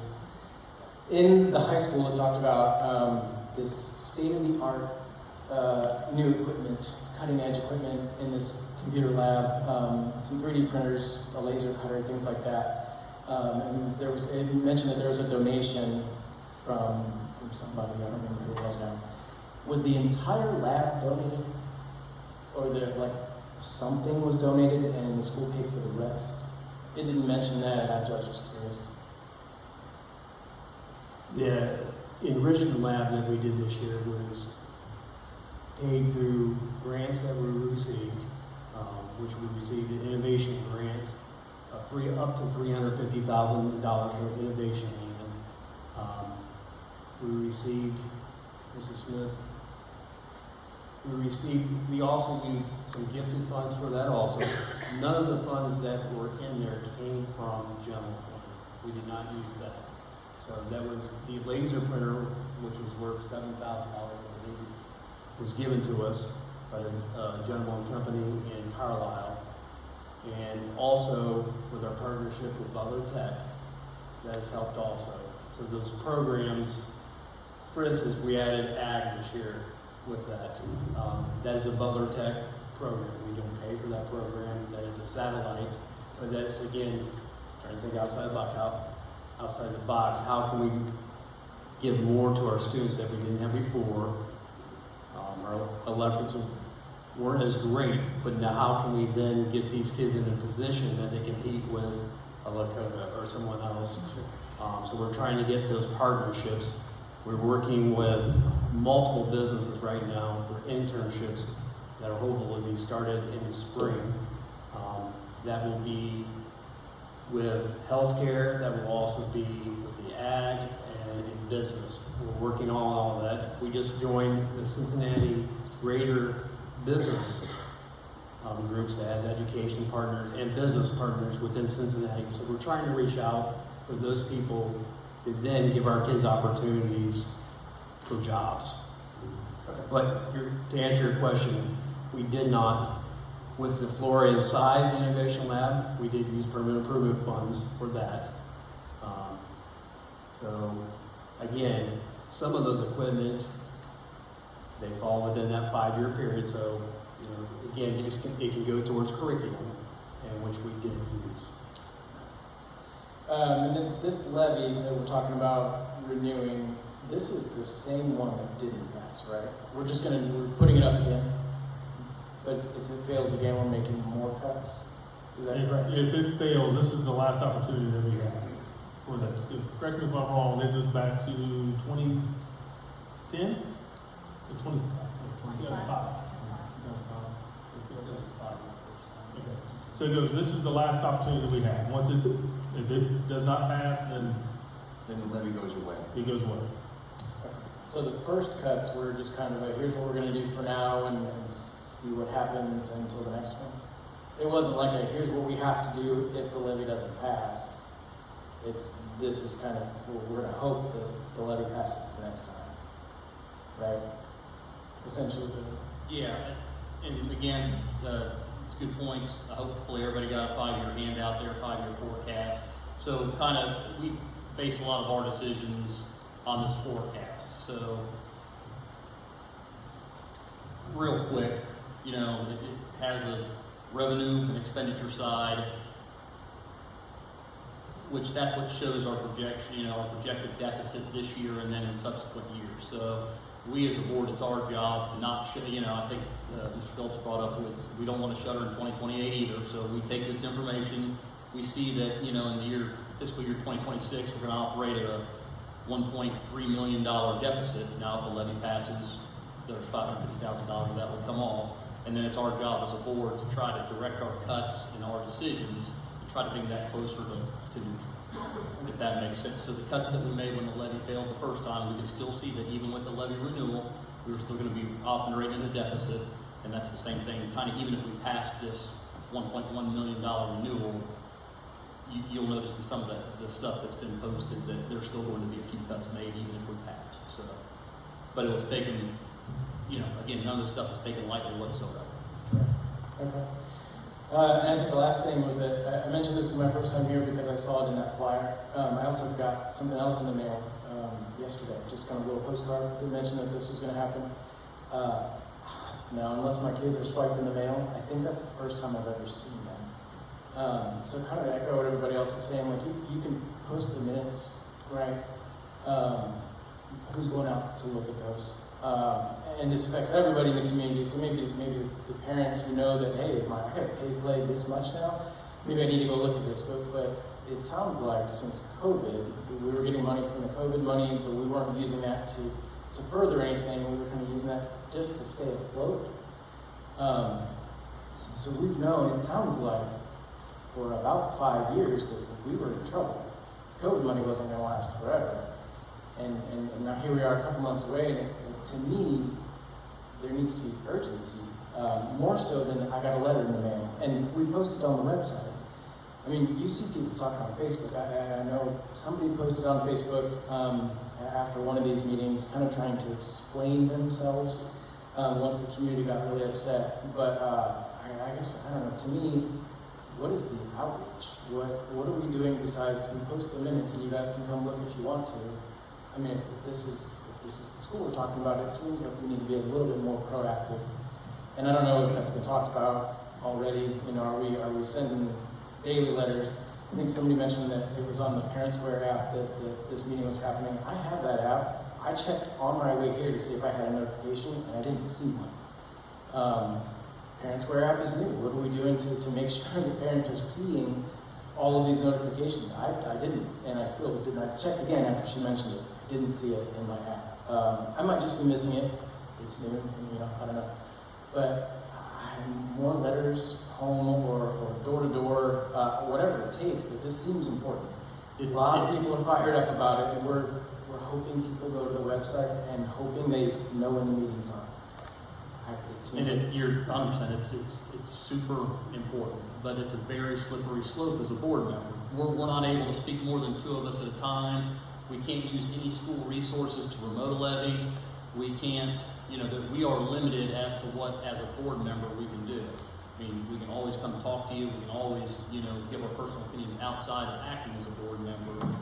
And you have to remember, postage costs money. You know what I mean? Sure. The levy committee's raised, you know, close to $5,000. That's just to send out a little postcard and a trifold. So the school obviously doesn't have any money to do it, you know, but we also can't use school resources to actively promote the levy holiday. There's 7 laptops in here. Why can't we do telephone, Zoom, parent teacher? Why can't these be done in telecom? Why can I not see this just from work if I can't get it here? So this one is going to be uploaded. That's why we're doing this one here, so we could upload it to our website. But why can't it be live? All you guys need is a webcam. Yeah. I can't make it to these if they're earlier than 6 o'clock or 6 sometimes it's hard out. I mean, were you asking why can't our regular board meetings be broadcast live? Yeah. I mean, I know other places do it. The technical ability to do that is limited to this room. We don't have the infrastructure to do that from the board office or from the field house. And this room isn't always available when we're having board meetings. You guys have never used Zoom before? Can I speak? I'm sorry. Yeah. Who was Jesse? My name is Amy Jesse. I live in Madison, went to Madison, graduated from here. I have 4 kids, recent graduate, a senior this year, and 8th grader and a 7th grader. I have a couple of comments first, really quick. I don't want you to think that I'm picking on you by any means at all, but I wrote down the same number. The 32% from the state is projected for 2027. Not that 38% is much better, but it is a little bit. So that's the projected numbers compared to the real from 2023, I think it was, with the 57%. Just wanted to throw that. Somebody else mentioned, I think Leah has already gone, but somebody else mentioned the turnout tonight being poor. This is the best turnout I've ever seen at a forum. It's usually 5 people or less. So thank you all for coming. We all appreciate it a lot. Plus you have people that have kids in sports and activities. Right. It is a very, it is what it is. very, very busy season for everybody for sure. Also wanted to say that the financial breakdown is presented every month at our board meetings and then also in board minutes. So you can see those documents that the treasurer shares with the board every month, and it actually is broken down almost every time, if not every time, into a bar graph or pie graph or some visual format that can be looked at. Yes, it's a pain in the butt to dig through and look at it, but it is there and available. And as someone who spent 5.5 years on the board, I still don't feel like I really know what there is needed to be known about school funding to make informed decisions on my own. It's hard to dig through being on the levy committee, we have tried to simplify it, tried to put it in layman's terms, tried to break it down for people to understand easier, and then we're told you're giving us a live picture where we need you to dig down and tell us the real numbers. So it's really hard when you have limited resources, limited people helping, limited input. It's really hard to do. I'm not saying that it can't be done, I'm not saying that it shouldn't be done. I think you have great ideas. Everybody that has spoken, I appreciate the input. Just know that these guys are putting in the very best effort. Every person on that stage is affected by all of the decisions that have had to be made. Probably the last 4 years, I think it's been the last 4 years, Jeff, you can correct me if that's wrong. We have been making cuts in anticipation of this. We have been making cuts to push that timeline farther. None of them have been taken lightly. None of those decisions have been taken lightly. It's always hours of discussion. It's painstaking. I have been brought to tears more than once in an executive session because maybe I can afford to pay that $400 for all 4 kids of mine to participate in 2 sports a year. That sucks. But the decision has to be made for the greater good of the whole, and those are the decisions that we come down to making. So, sorry. I also am on the levy committee. If anybody wants to join, offer input, share ideas on numbers that we can come up with to share out to the community, I am more than happy to hear that. Please, please, please email me, call me. Pretty sure 75-90% of the people in this room have my cell phone number and my email address. Please reach out to me. I would be happy to have your input. If you don't want to come to a meeting, if you don't have time, can't make it, whatever, call me, email me. I'm happy to have a conversation and listen to what you have to say and share it with everybody else if needed. Those postcards, like I said, came from the levy committee.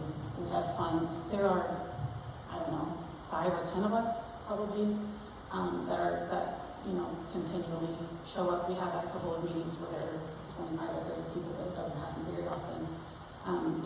That's us begging community members and businesses for money to be able to send postcards out, mailers and all of that stuff. We're doing the best we can. We would always love to have more. I asked a couple of questions to the OSBA people before they left, just in case anybody else was wondering. The targeted assistance number that they talked about, that as money that comes from the state, is pretty much based on property values and what the state says our district is able to provide for itself.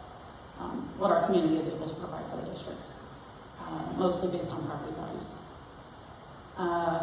The other thing I asked was when the information for the cost per student is updated, because the numbers that they gave were from 2022, and I'm fairly confident that number has significantly increased in the last 3 years. The CUP report is as a rolling document, so there are rolling updates to that, and it typically falls about 2 years behind. So we won't have numbers even for 2024 probably until the end of next year. So that's all. Thank you.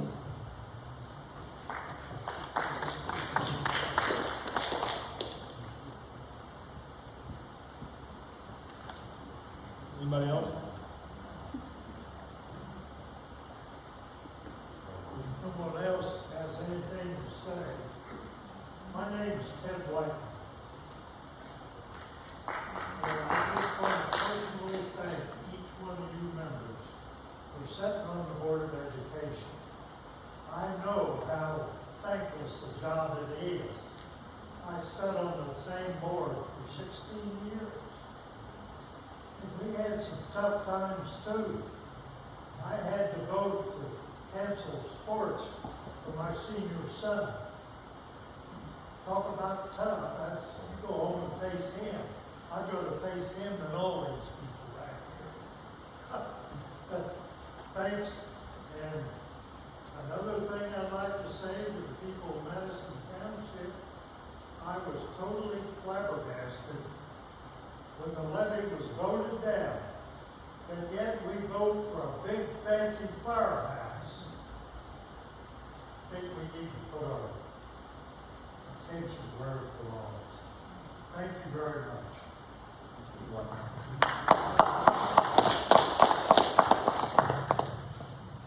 Anybody else have anything to add before okay. Mr. Phillips, can you email me that information? Yes. Yes. Okay. Mr. Justice, right? You can find Aaron.Wilson@MadisonBOE.org. Email me your concerns, and I will look into it. I will discuss with Ms. Frederick, Mr. Staggs, and we'll see if we can get something cleared up for you. I guess, does anybody have any closing before I say it? This is the most amount of people we've ever had on this, so appreciate everybody coming. Yeah. I mean, we had back in July, we had a work session, and we had quite a few people there. I mean, it was probably 30, 40 people, but half of it was staff. The other half was community members.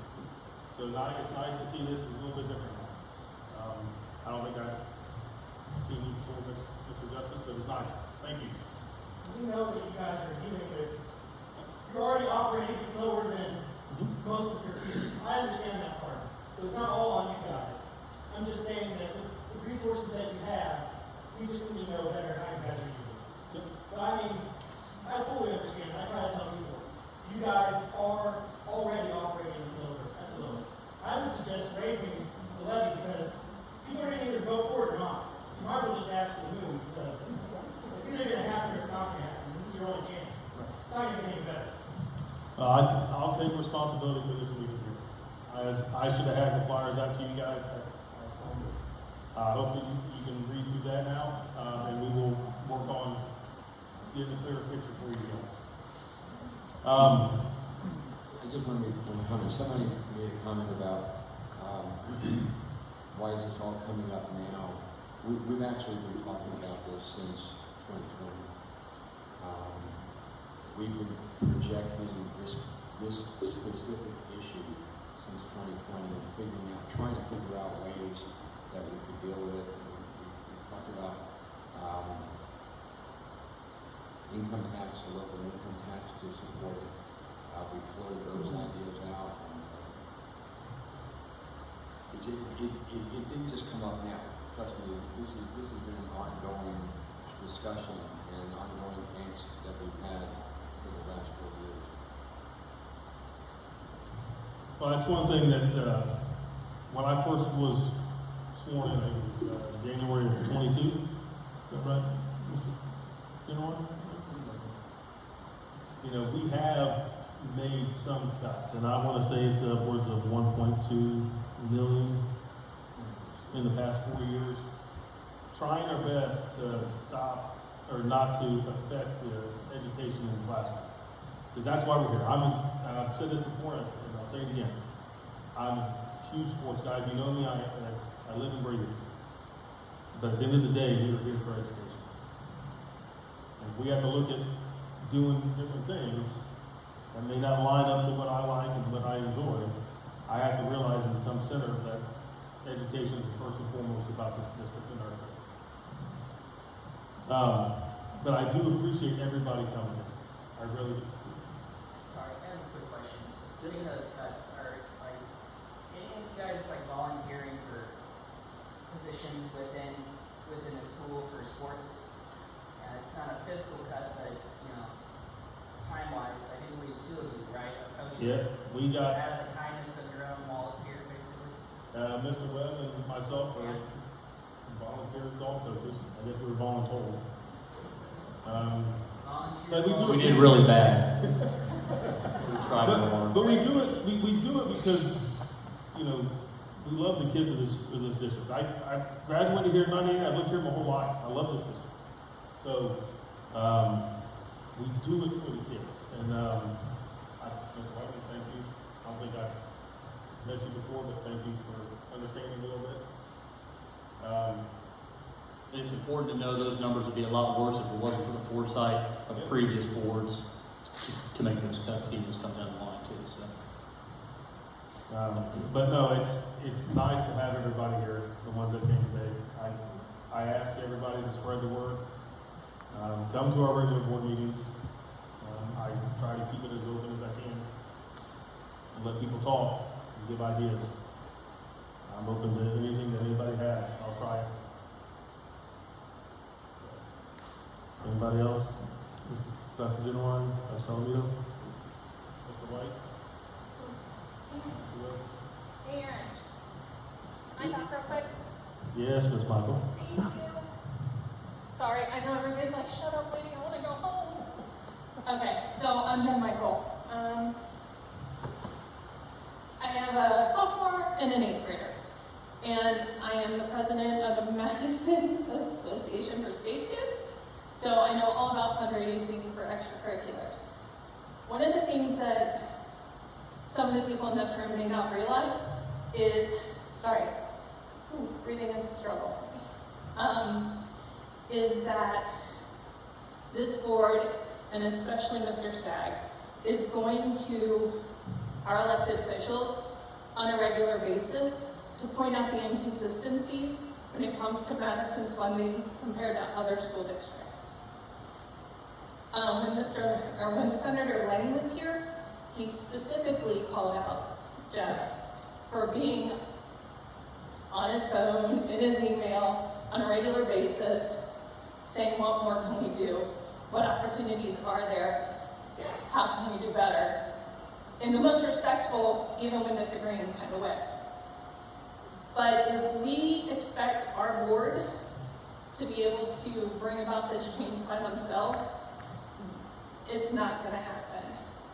So, Thomas Hall, Senator Lang, they all need to hear from us as residents to understand that the decisions they've made on our behalf at the state level are not funding education as you would like to see it be funded. They have continuously voted for cuts to Madison. Thomas Hall's reaction was, well, Madison was the only school in Butler County to lose funding, so applaud for me.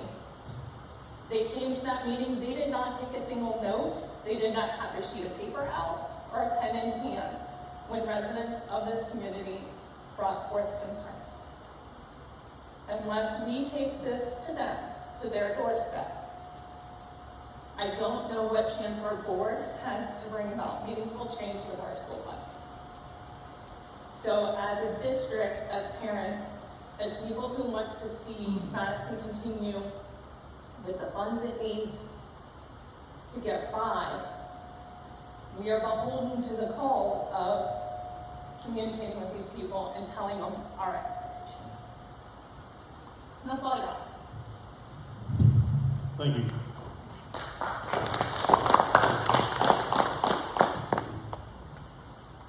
Mr. Staggs, do you have anything else?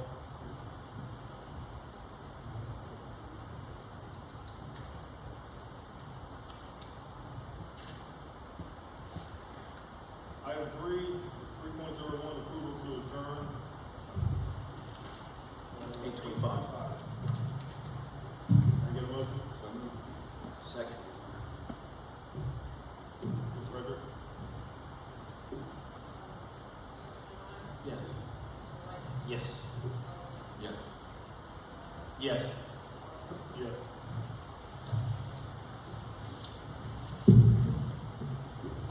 Thank you again.